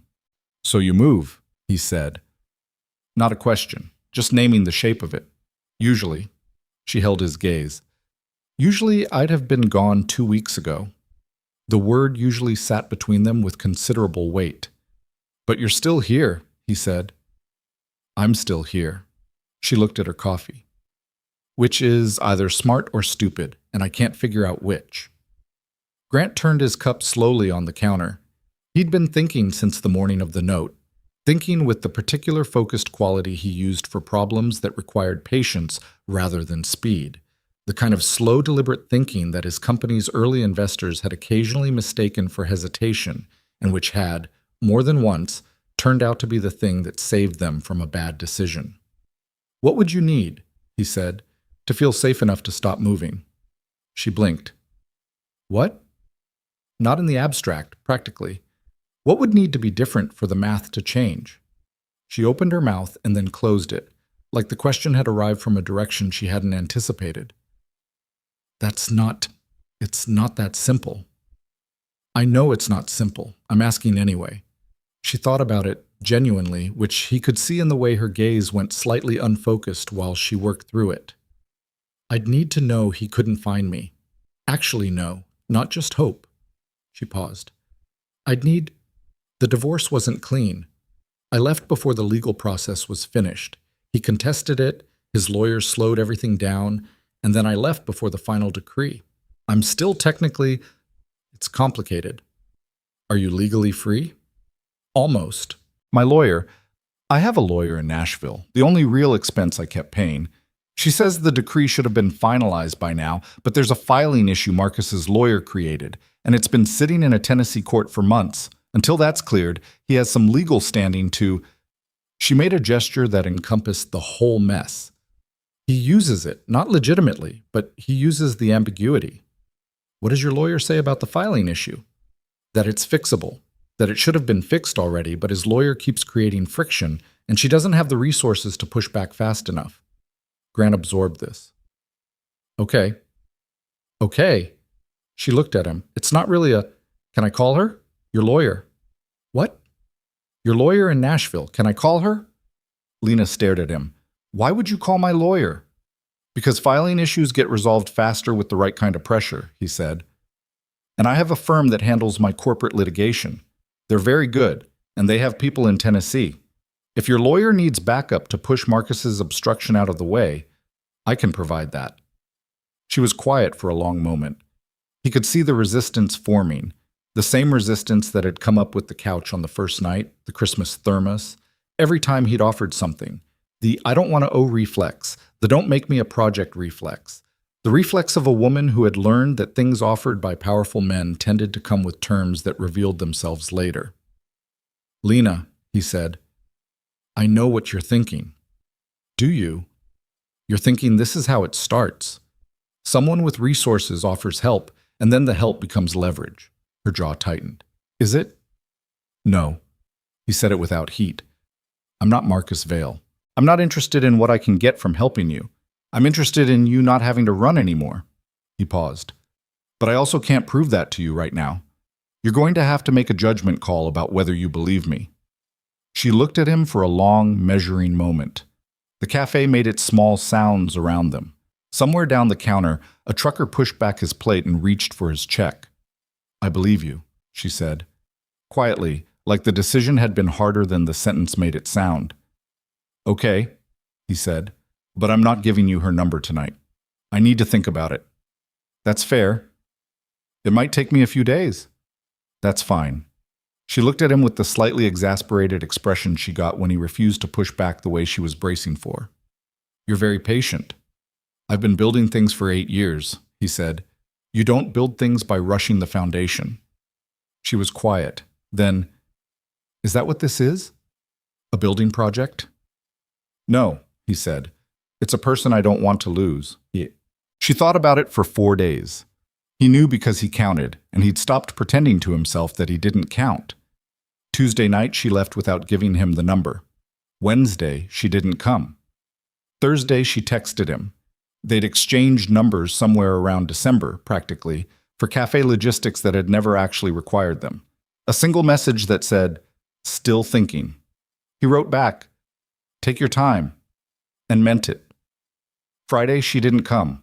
Saturday morning, he was at his actual office downtown, in the glass and steel building that had his company's name on it and that he'd always found slightly unreal, sitting through a strategy meeting that he was technically leading, when his phone buzzed with a text that was just a Nashville phone number and a name.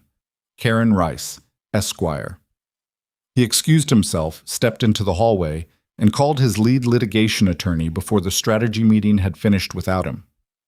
What happened over the next 72 hours was, from Lena's perspective, almost invisible. From Grant's perspective, it was a series of phone calls and one firm instruction.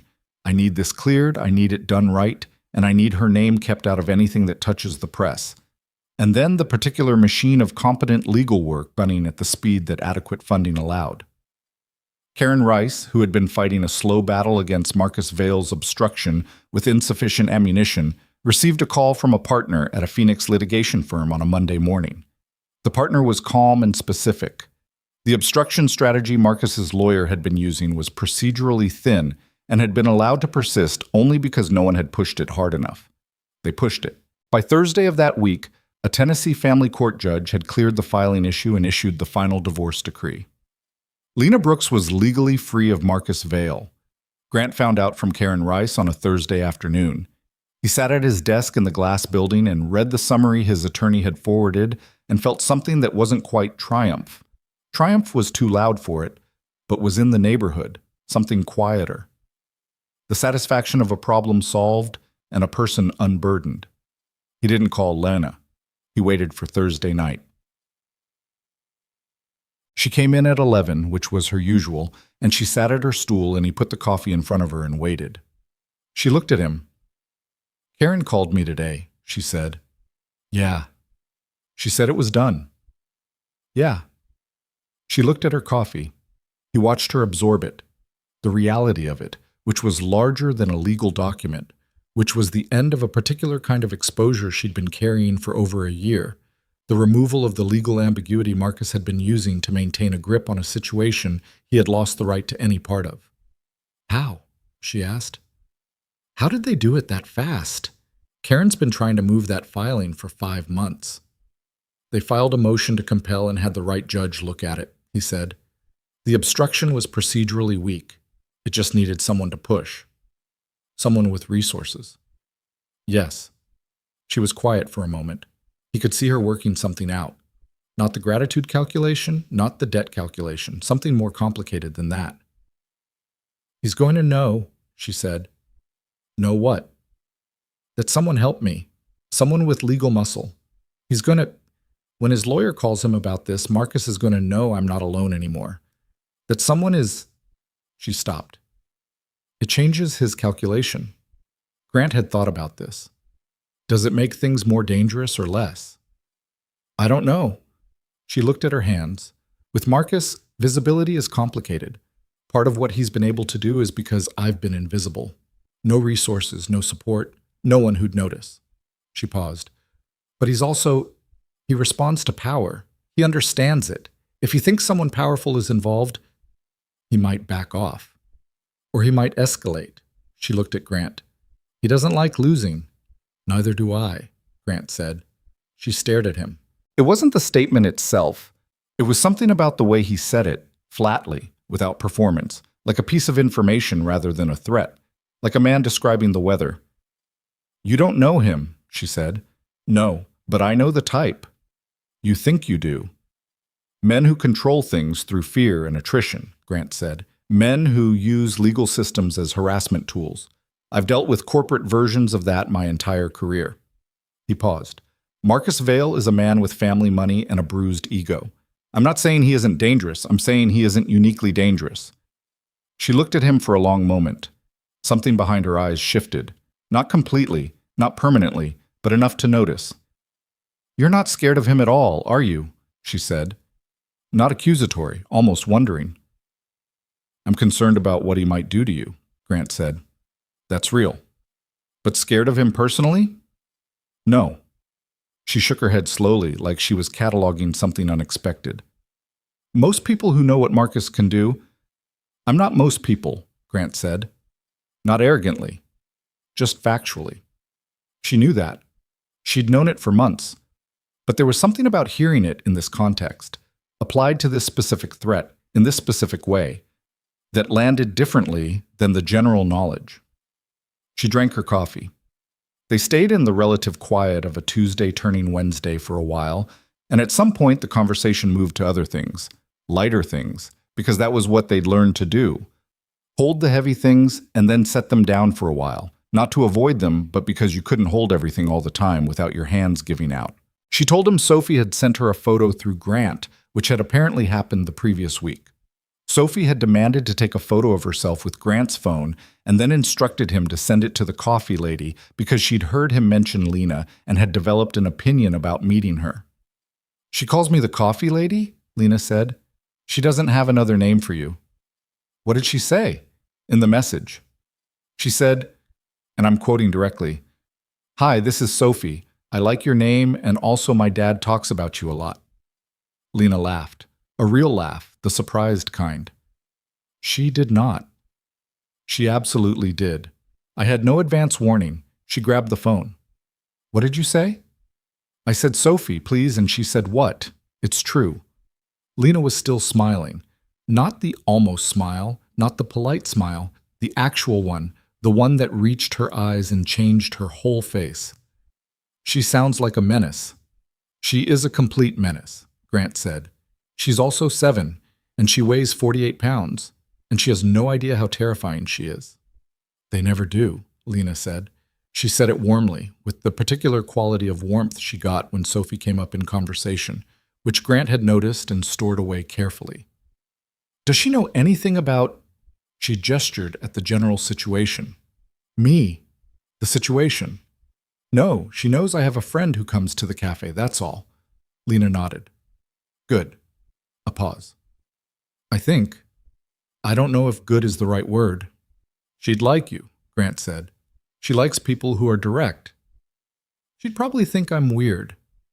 She thinks most adults are weird. She's not wrong about that. He turned his coffee cup. She has a way of just deciding about people within the first 5 minutes, and once she's decided, she's fairly committed to it. What would she decide about me? He looked at her. She'd probably like you immediately, and then demand to know why you don't have a dog. Lena laughed again. He collected it the way he'd learned to collect the real ones. quietly, without making a thing of it, but completely. Pause. The second week of February arrived cold and dry, which was Arizona's version of winter making a final point before giving up.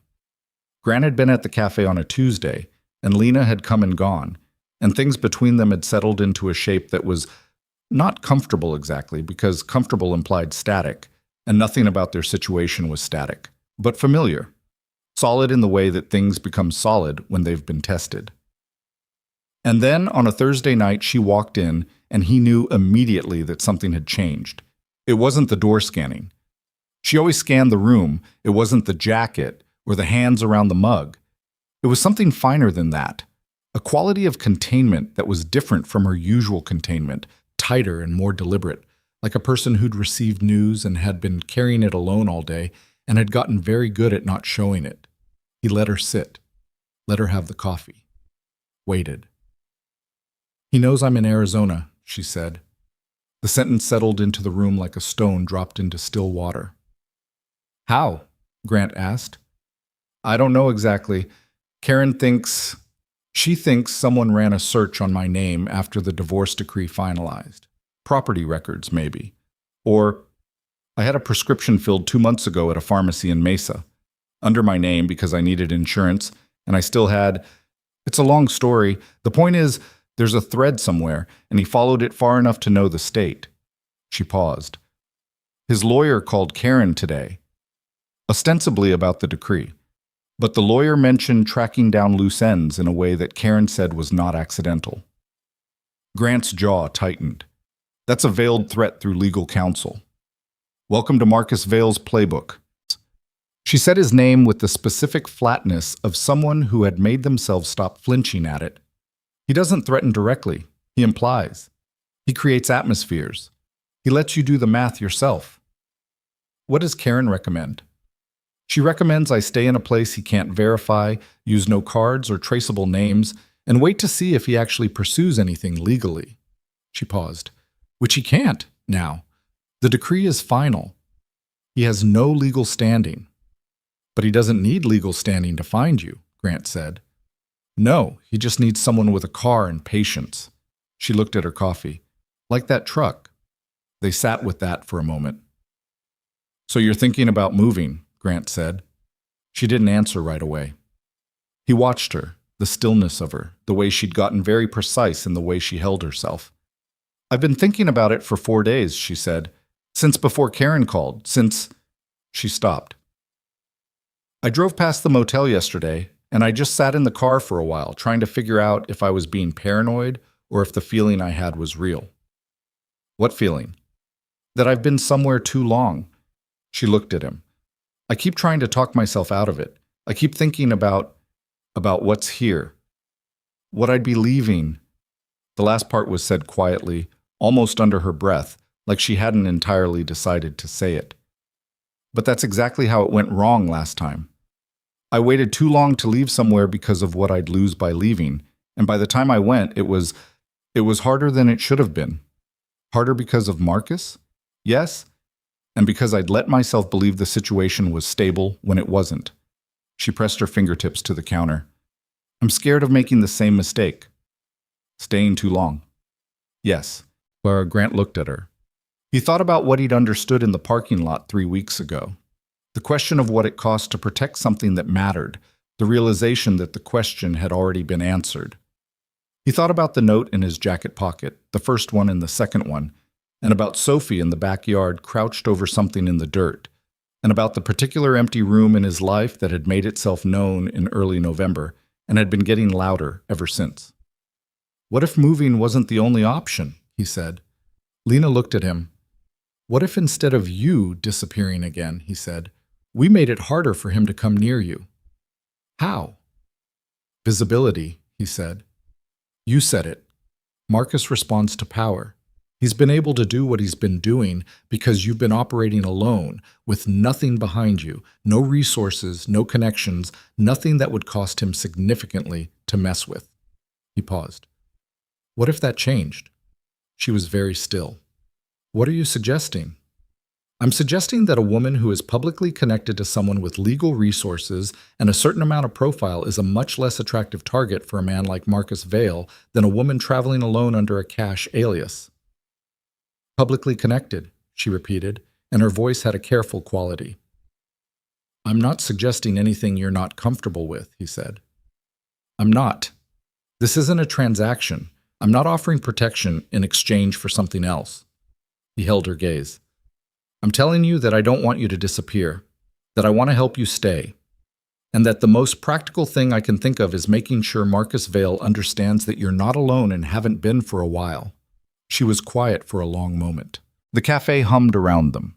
Someone at the far end of the counter asked Felix for a refill, and Felix took care of it with his usual wordless efficiency. You've thought about this, Lena said. For a few weeks? Yeah. And you think it's simple?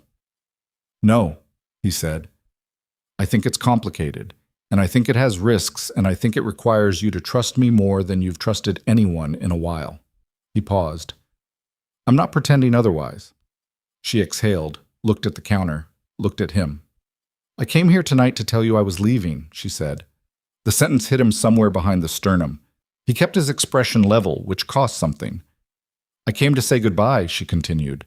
I had it planned. I had the car packed, not completely, but the important things. I was going to tell you it had been good and that what you did mattered, and then I was going to drive north and figure it out somewhere else. She paused. I had it all planned. But, he said. She looked at him. But I've been planning escapes for 14 months, and this is the first time I've ever not wanted to follow through on one. He held her gaze. Let the sentence exist without filling the space around it.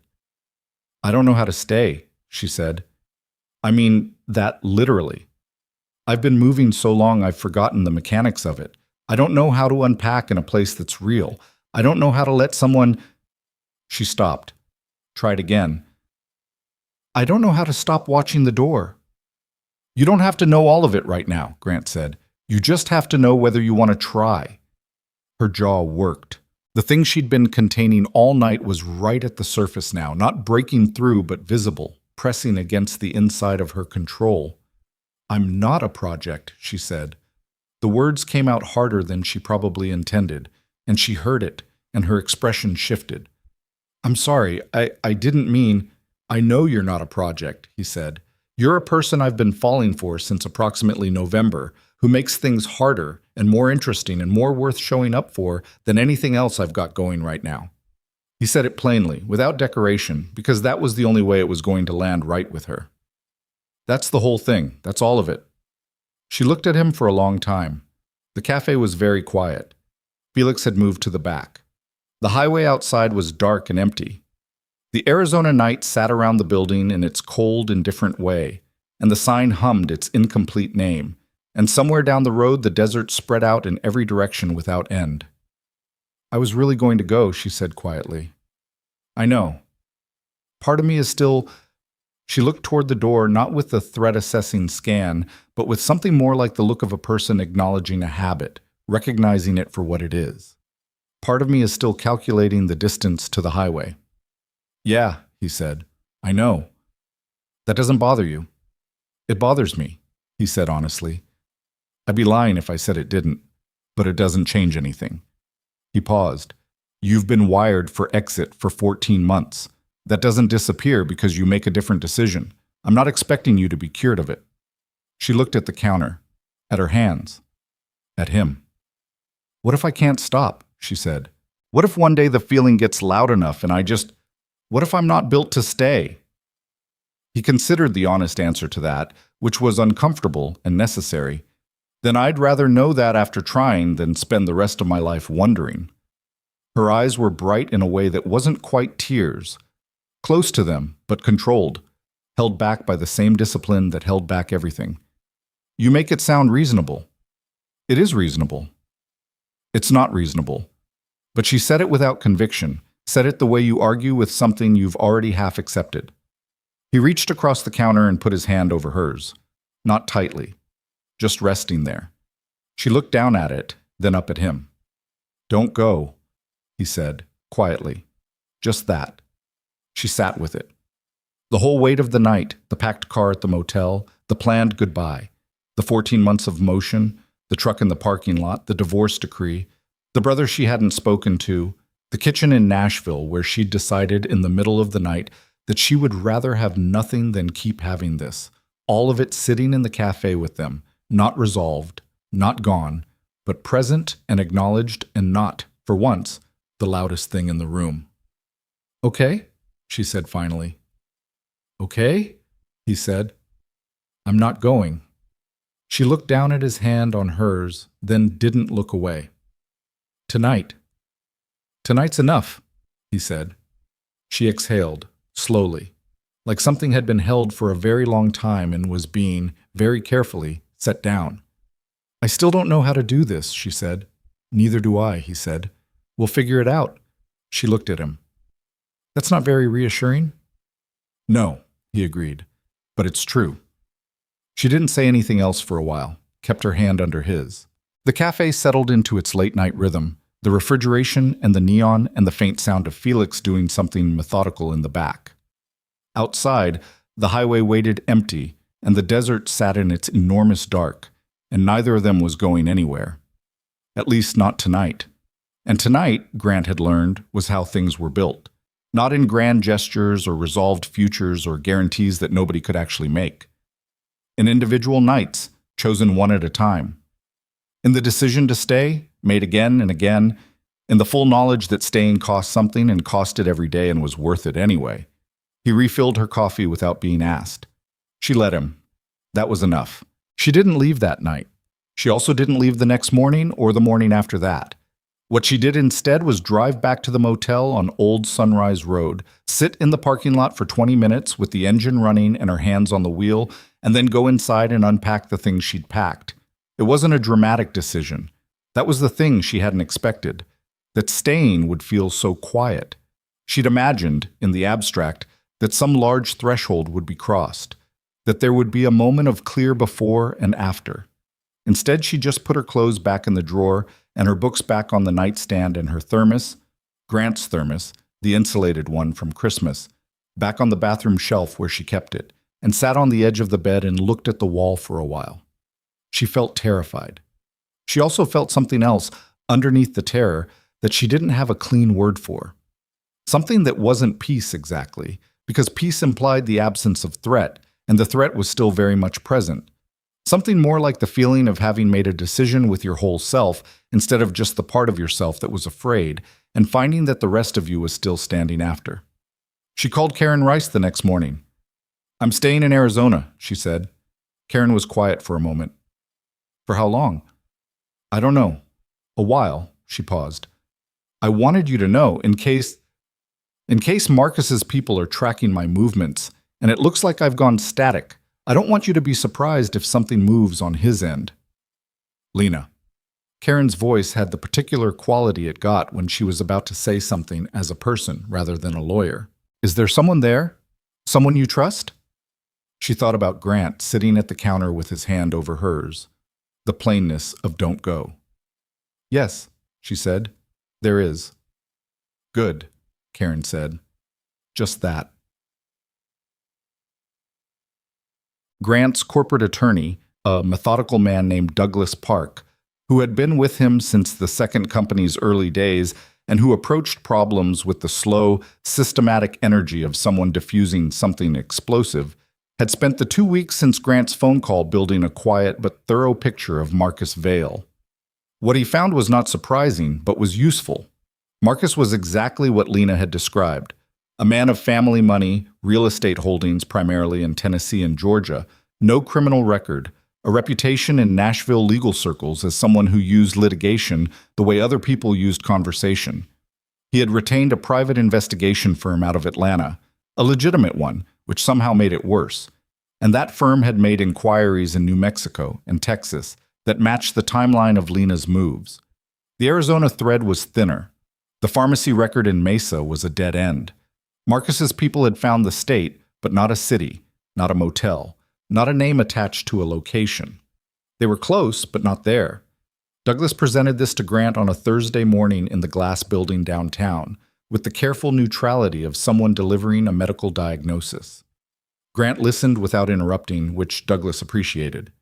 He has no legal recourse, Douglas said. The decree is final. Any attempt to locate her for non-legal purposes falls into harassment territory, potentially stalking under Arizona statute, depending on what actions he takes.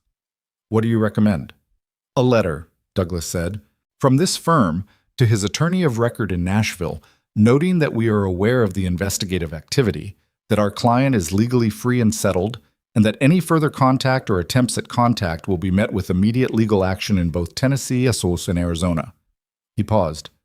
It won't stop a man like this permanently, but it changes his calculation. He spent 14 months following a woman with no resources.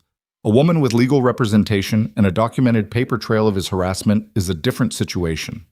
Will he back off? Men like this usually do when the cost-benefit math changes, Douglas said. He's not irrational. He's just accustomed to operating without resistance. He looked at Grant over his glasses. We're providing resistance. Send the letter, Grant said. The letter went out the following Tuesday. Grant didn't tell Lena it was coming. He told her afterward, that Thursday at the café, and watched her face go through several things in quick succession. Surprise. Something that might have been anger at not being consulted, and then something more complicated that eventually settled into a kind of exhausted relief. You should have told me first, she said. You're right, he said. I should have. She looked at him. I'm not a situation to be managed. I know. I'm sorry. I made a call I shouldn't have made without you. He held her gaze. It won't happen again. She absorbed that. He could see her deciding whether to let it rest there or push further, and making the choice to let it rest. Did his lawyer respond? She asked. Not yet. Douglas says give it 2 weeks. She nodded, drank her coffee. If he escalates, we document everything and we file, Grant said. Douglas knows exactly what statutes apply and exactly what threshold triggers them. Marcus Vail is not operating in a vacuum anymore. She was quiet for a moment. I've spent 14 months being the only person thinking about this, she said. It's strange to have someone else thinking about it. Strange good or strange bad? She considered it honestly.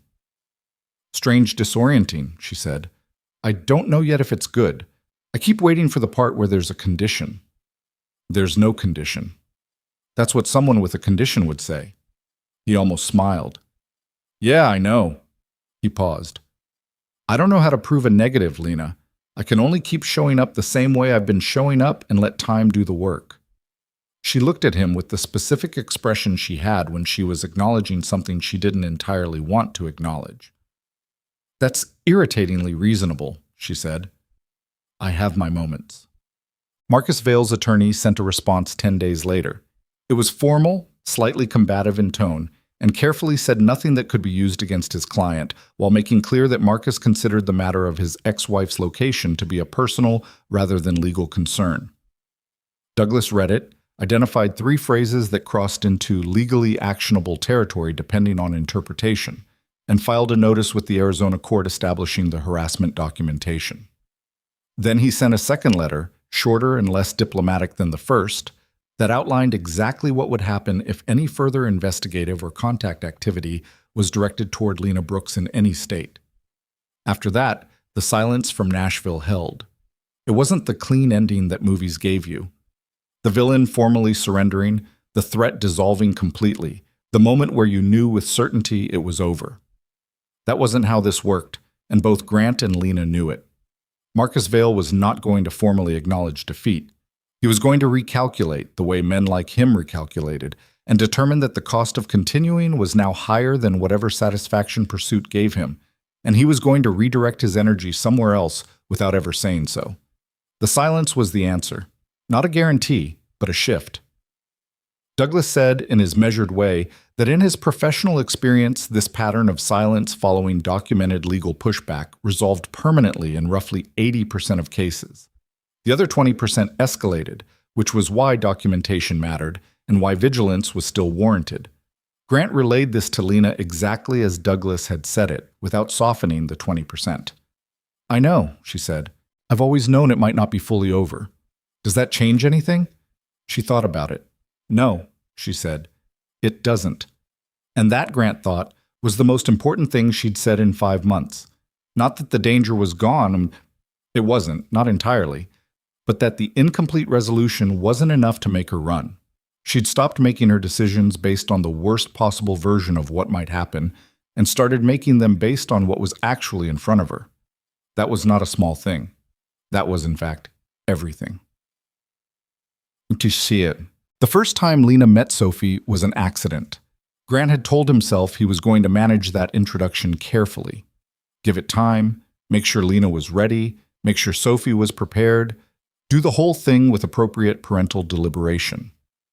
Sophie had other plans, as Sophie generally did.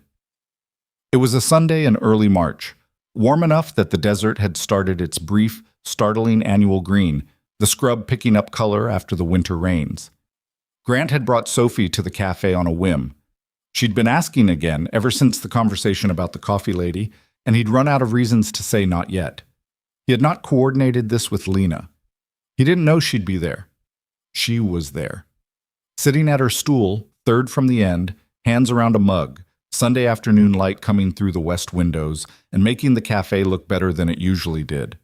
She looked up when the door opened, did her automatic scan, and then went very still when she registered the small person beside Grant. Sophie was wearing her mismatched socks, one striped, one with dogs on it, and a purple jacket and an expression of intense curiosity directed at everything in the cafe simultaneously. She walked in like she owned the place, which she did not, but Sophie had the particular quality of children who hadn't yet learned to modulate their presence in spaces. She spotted Lena immediately. "Are you the coffee lady?" Sophie said. There was a beat of silence. Grant watched Lena's face do the thing it did when she was surprised. The slight widening of her eyes, the fraction of a second before the controlled expression reasserted itself. Except this time the controlled expression didn't fully reassert. Something warmer stayed. "I guess I am," Lena said. "I'm Sophie." She climbed onto the stool beside Lena with the confidence of someone twice her height. "My dad talks about you." "So I've heard," Lena said. She glanced at Grant, who was managing to appear calm while internally accepting that whatever plan he'd had was thoroughly off script. "He doesn't think I notice," Sophie said, "but I notice things." "What do you notice?" Lena asked. "He smiles different when he's going to the cafe." Sophie said it with complete seriousness, like a researcher presenting findings. Like a smaller smile. He doesn't know he does it, but he does. Lena looked at Grant. He looked at the ceiling briefly. "Sophie," he said. "What?"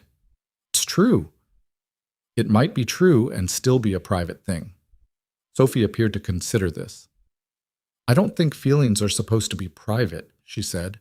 "Mrs. Reyes says you should say how you feel." "Mrs. Reyes is a wise woman," Lena said, "but your dad's also right that some feelings are for specific people in specific times." Sophie thought about this with the gravity it apparently deserved. Then she looked at Lena with the direct, evaluating stare she deployed when she was forming an opinion. "Do you like coffee a lot?" "I do." "I don't like coffee. I like hot chocolate." She paused. "Do you have hot chocolate?" "I can make you one," Lena said. And then, before Grant could say anything, she'd stood up and moved behind the counter. The work side, his side, with the natural ease of someone who'd spent time in commercial kitchens and knew her way around equipment and was running the steamer on the milk before Felix had even appeared to offer. Grant watched this happen. Watched his 7-year-old daughter sit at the counter and watch Lena work with the same focused attention she gave to things she'd decided were interesting. Watched Lena glance over at Sophie and say something he couldn't hear from where he was standing, and watched Sophie laugh. Her real laugh, the one that was too big for her face. He stood at the edge of the cafe and felt something shift in his chest. Not dramatically, just a quiet, tectonic thing. The way a room changes when the last piece of furniture is finally placed. After that, things moved in the way that things move when the main obstacles have been cleared, and what remains is the actual work of building something. Slower than the dramatic moments, less cinematic, and in many ways harder because it required consistency rather than courage. Lena moved out of the motel on Old Sunrise Road in late March. She'd been there 4 months, which was the longest she'd stayed anywhere in Arizona and longer than anywhere since Nashville. She didn't move into Grant's house.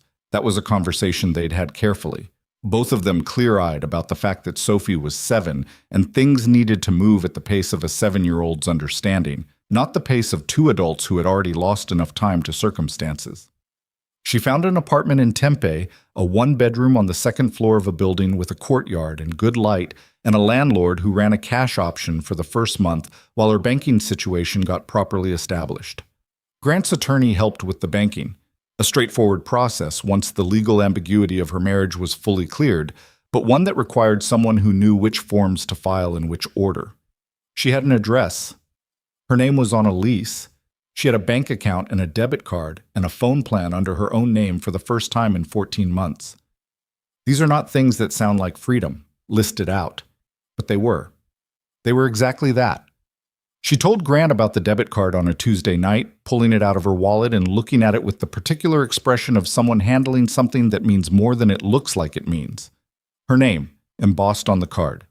Lena Brooks. Present tense, permanent, attached to a number and an account that was hers and only hers. I cried a little when it arrived, she said. Yeah? In the apartment, by myself. She put the card back. That probably sounds ridiculous. It doesn't, he said. It sounds like exactly what it was. She called Cal in April. She'd been working up to it for weeks. Grant knew because she'd mentioned it twice, and then not mentioned it, and then mentioned it again, orbiting the decision without landing on it. Her brother. 2 years of silence, constructed partly by Marcus's influence and partly by Lena's own complicated feelings about having let the distance grow, about what it meant to have needed someone and been unavailable to herself in a way that made reaching out feel impossible.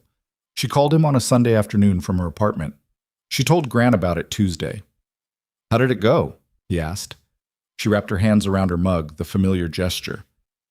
He answered on the second ring, she said, like he'd been waiting. She paused. He didn't ask where I'd been. He said, "Hey, Lena," like I'd called him last week. That sounds like someone who loves you, Grant said. Yeah. Her voice was slightly unsteady on the word. He's got a kid now, a baby, 8 months old, a girl. She was quiet for a moment. I missed a pregnancy and a birth and 8 months of a baby I didn't know existed. You know now, Grant said. I know now. She exhaled. He sent me photos, about 40 of them, all at once, the moment I texted him my new number, like he'd been waiting to send them. She shook her head slowly, but not with sadness, with something more complicated than sadness, something that had grief in it, and also relief, and also the specific ache of time that can't be recovered but can be built around. Her name is May. Good name. It is. She almost smiled. He asked when I was coming to see them, not if, when. She looked at Grant. He just assumed I was coming. Are you? Yeah, she said. I think I am. Cal lived in Knoxville. It was the first time she'd considered going east since she'd left, and she was quiet about it for a moment, and Grant recognized the particular quality of that quiet. Not fear exactly, but the presence of an old habit checking itself against a new circumstance. The wired for exit reflex encountering a reason to go somewhere instead of away from something. I could come with you, Grant said, if you wanted. She looked at him. I can work from anywhere for a few days, he said. Sophie's spring break is in 3 weeks. Mrs. Reyes could take her for a long weekend. He kept his voice level, not pushing, just offering. We don't have to. I don't think you should have to walk back into Tennessee for the first time alone. She looked at him for a long moment. You'd do that? Yeah. Leave your company and your routines and drive to Tennessee with me. Fly, he said. I'm not doing that drive. She laughed. The surprised kind. Grant. What? I don't know what to do with you, she said. Not the same way she'd said it in December, in the back hallway next to the paper towels. Different now, softer around the edges. Less like a warning and more like an admission. You could let me come to Tennessee, he said. She looked at the counter, at him. Okay, she said.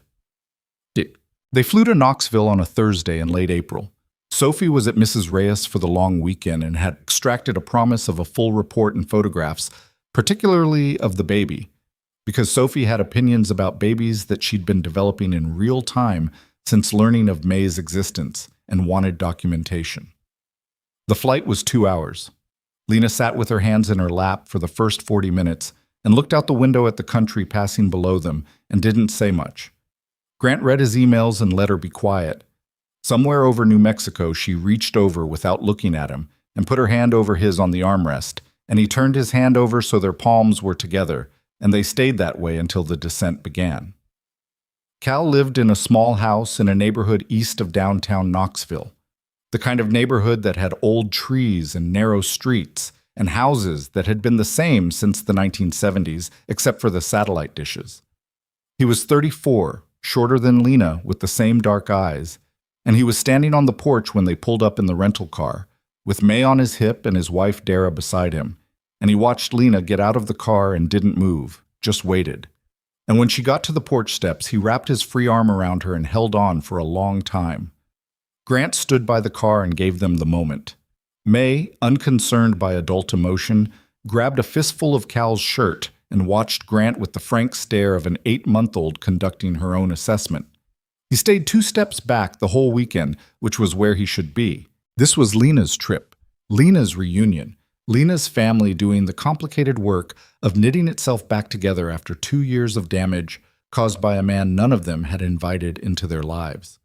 Grant ate the food Dara cooked and held May when she was passed to him, and talked with Cal about Tennessee football and the logistics software industry, and raising kids without enough sleep. And none of it was about Marcus or the past 2 years or anything that required careful navigation, because sometimes what families need first is the simple proof that ordinary conversation is still possible. On the second night, after Dara had taken May to bed and Cal had gone to find more beer, Lena and Grant sat on the back porch in the Knoxville April dark, which was soft and humid and full of insect sound, nothing like Arizona. "This feels weird," Lena said. "Good weird or bad weird?" "Good, I think." She looked at the backyard, at Cal's small vegetable garden that was just starting to come up. "I keep waiting for something to go wrong." "Nothing's going wrong," Grant said. "I know, that's the weird part." She pulled her cardigan tighter. "I've been in crisis mode for so long that normal feels like a trick." He understood that. He'd thought about it a lot over the past months, about what it did to a person to live at sustained high alert. Not just the exhaustion, but the way it rewired your relationship to calm, made calm feel like the quiet before something bad rather than just quiet. It wasn't something that resolved in weeks or months. It was something you had to slowly teach your nervous system to trust, one ordinary, uneventful day at a time. "It's not a trick," he said. "I know," she said. "I'm working on believing that." Cal came back with the beer, sat down across from them, cracked one open, looked at the two of them with the particular look of a brother who has just spent 2 days watching his sister with someone and has formed a strong opinion. "So," Cal said to Grant, "a cafe." "Yeah," Grant said. "You own a cafe on a highway in the middle of nowhere and you work there yourself and didn't tell anyone." "That's accurate." Cal looked at Lena. "This is a weird guy." "I know," Lena said. "I like him," Cal said. He said it directly, the way Lena said things when she'd decided to say them without softening. "I'm just saying, he's weird." "Thank you," Grant said. "I'm serious about the weird part." "I know, I appreciate the like part." Cal drank his beer, looked at Lena with the particular seriousness that family members sometimes have when they've been worried about someone for a long time and are seeing them differently and trying to calibrate. "You okay?" he said to her. "Not generally, specifically." She held his gaze. "Getting there," she said. He nodded once. It wasn't a small nod. It was the nod of someone accepting a true answer when they'd been worried they'd get a polished one. They sat on the porch until late, the 3 of them, in the soft Tennessee dark, and nobody solved anything or resolved anything or made any large declarations. They just talked. And the talking was its own kind of answer. Back in Arizona the following week, things had the quality of after the legal resolution, after the silence from Nashville, after Tennessee, after all the major obstacles had been navigated. What remained was the daily work of a life, which is less dramatic than everything that precedes it, and also, it turns out, the whole point. Lena started working. She'd been making quiet inquiries for weeks. She was good at administrative work, she knew it, and the Tempe area had no shortage of businesses that needed someone organized and detail-oriented and capable of constructing systems that hadn't existed before. She found a position at a small medical practice, 3 days a week, through a staffing agency that didn't require her to explain the gap in her resume in more detail than personal circumstances, now resolved. The office manager was a practical woman named Geraldine, who cared primarily about whether things got done and secondarily about everything else, and Lena and Geraldine understood each other within about 40 minutes of the first day. She came to the cafe on a Thursday after her second week of work and sat at her stool and said, unprompted, "I forgot how much I liked being useful." "How is it?" Grant asked. "Chaotic. Their record system is a disaster. Someone was using 4 different spreadsheets to track the same patient information and none of them matched." She looked almost pleased about this. "I've been reorganizing it all week." "Of course you have." "Don't say it like that." "Like what?" "Like it's charming." "Isn't it?" She looked at him with the exasperated expression she'd been directing at him since roughly November. "You're very annoying," she said. "You've mentioned," he said. Felix, at the far end of the counter, made a sound that he immediately converted into a cough when Grant looked at him. Sophie met Lena properly. As opposed to the counter encounter in March, which Sophie considered a preliminary, on a Saturday in May when Grant brought her to the cafe for lunch, and Lena was already there and made no attempt to leave, which Sophie interpreted correctly as a signal. She sat beside Lena and ate her grilled cheese and asked Lena 37 questions in the course of an hour, which Grant counted because he'd learned to count things that mattered. Questions included, did she have a dog? No. Did she want a dog? Maybe. What was her favorite color? She said she didn't really have one. Sophie accepted this with surprising equanimity. Had she ever been on a horse? Once, briefly, it didn't go well. Did she know how to make tamales? She thought so. It had been a while. What was her apartment like? Small, but with good light. Did she like Arizona? She said she was starting to. And the one that made Grant set down his coffee very carefully, did she like her dad? Lena looked at Sophie. Sophie looked back with the direct, unguarded stare of someone for whom this was an ordinary question. "Yeah," Lena said. "I do." "Good," Sophie said, and went back to her grilled cheese like the matter was settled, which apparently it was.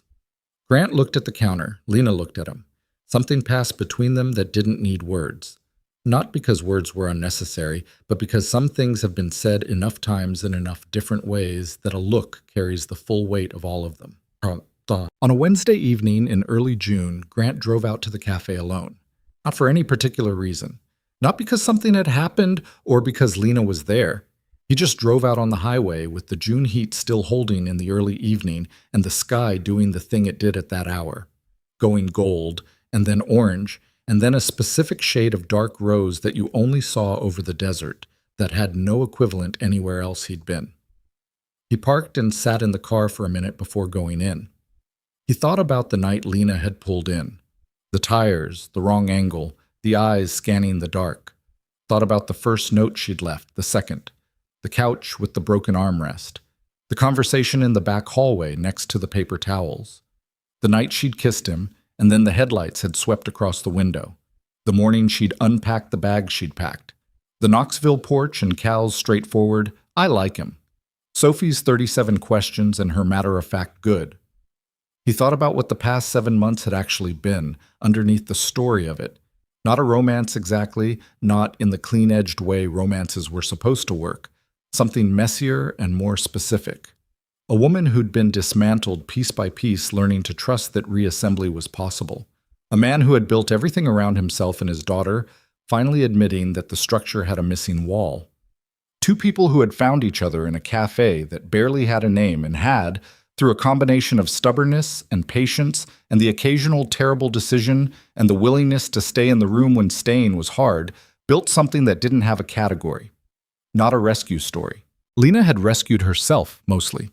Had done the hard math of leaving, had kept herself moving, had gotten out. He'd provided resources and a place to land. But she'd done the leaving. That was hers. Not a simple love story either. Too much weight, too much history. Too many nights when it could have gone the other way. When the truck in the parking lot, or the packed bag, or the old fear of staying could have won. Just a story about two people choosing each other, imperfectly, one night at a time. Which was, he'd come to understand, the only way it actually happened for anyone, regardless of what they told themselves about grand gestures and definitive moments. He got out of the car. The evening air was warm and very still. The sign hummed over the door. Desert Mile Calf. And he stood there and looked at it for a moment and thought, not for the first time, about getting the E replaced. He was still thinking about it when he heard a car pull into the lot. The Nissan. Running well now, Dale in Wickenburg having done another round of work on it in March, the car finally operating the way a car was supposed to operate.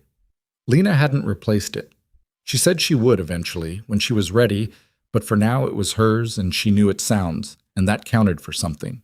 She got out and looked at him across the parking lot in the early evening light.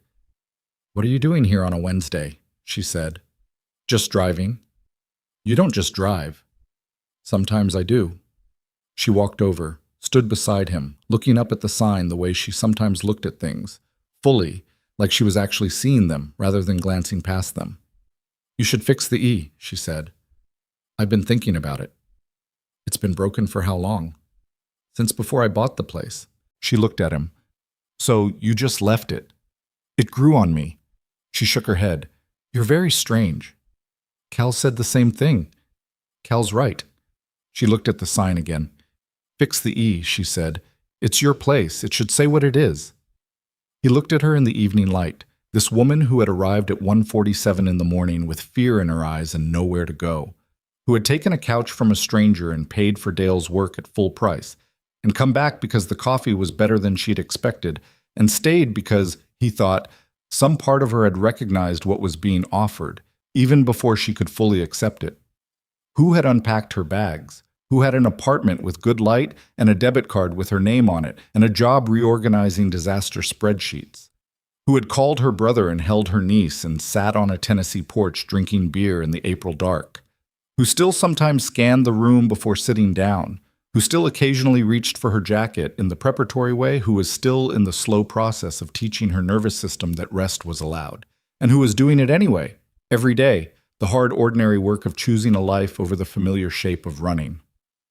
"Okay," he said. "Okay, what?" "I'll fix the E." She looked at him with the expression that had started as wariness and become something that still had wariness in it, layered now with other things, with the months they'd accumulated, with the small ordinary history of two people who had not been easy on each other and had stayed anyway. "Good," she said. He held the door open. She walked in. Felix looked up from behind the counter, looked at the two of them, and said with the mild tone of a man confirming something he's known for 7 months, "The usual?" "The usual," they said in accidental unison, and looked at each other, and Lena laughed. The surprised kind, the real kind, the kind that still occasionally caught him off guard with how much light it had in it. They sat at the counter. Third stool from the end for her, second for him. Coffee appeared. The June evening settled into the particular quality of warmth that Arizona evenings had. Dry and faintly electric, the sky outside the window going from rose to deep blue to the first dark. No trucks in the parking lot. No headlights from the wrong angle. Just a highway cafe with a missing letter on its sign, and a man who had spent years building things finally understanding what he'd been building toward, and a woman who had spent 14 months running learning, one deliberate Tuesday night at a time, what it felt like to arrive. They didn't talk about the future. Not that night. The future was there, visible in the shape of things. Sophie's questions, Cal's approval, the debit card and the apartment and the job and the slow accumulation of ordinary days that were starting to feel, for both of them, like enough, like more than enough. But they didn't talk about it. They just drank their coffee in the evening quiet of a cafe in the Arizona desert. Two imperfect, banged-up people who had found each other in the most unlikely of places and who had learned, the hard way, the only way that actually sticks, that the thing you're building toward isn't always what you planned. Sometimes it's better than what you planned. Sometimes it's a woman pulling into a parking lot at 1:47 in the morning and a man who decides on instinct to hold the door open and everything that comes after.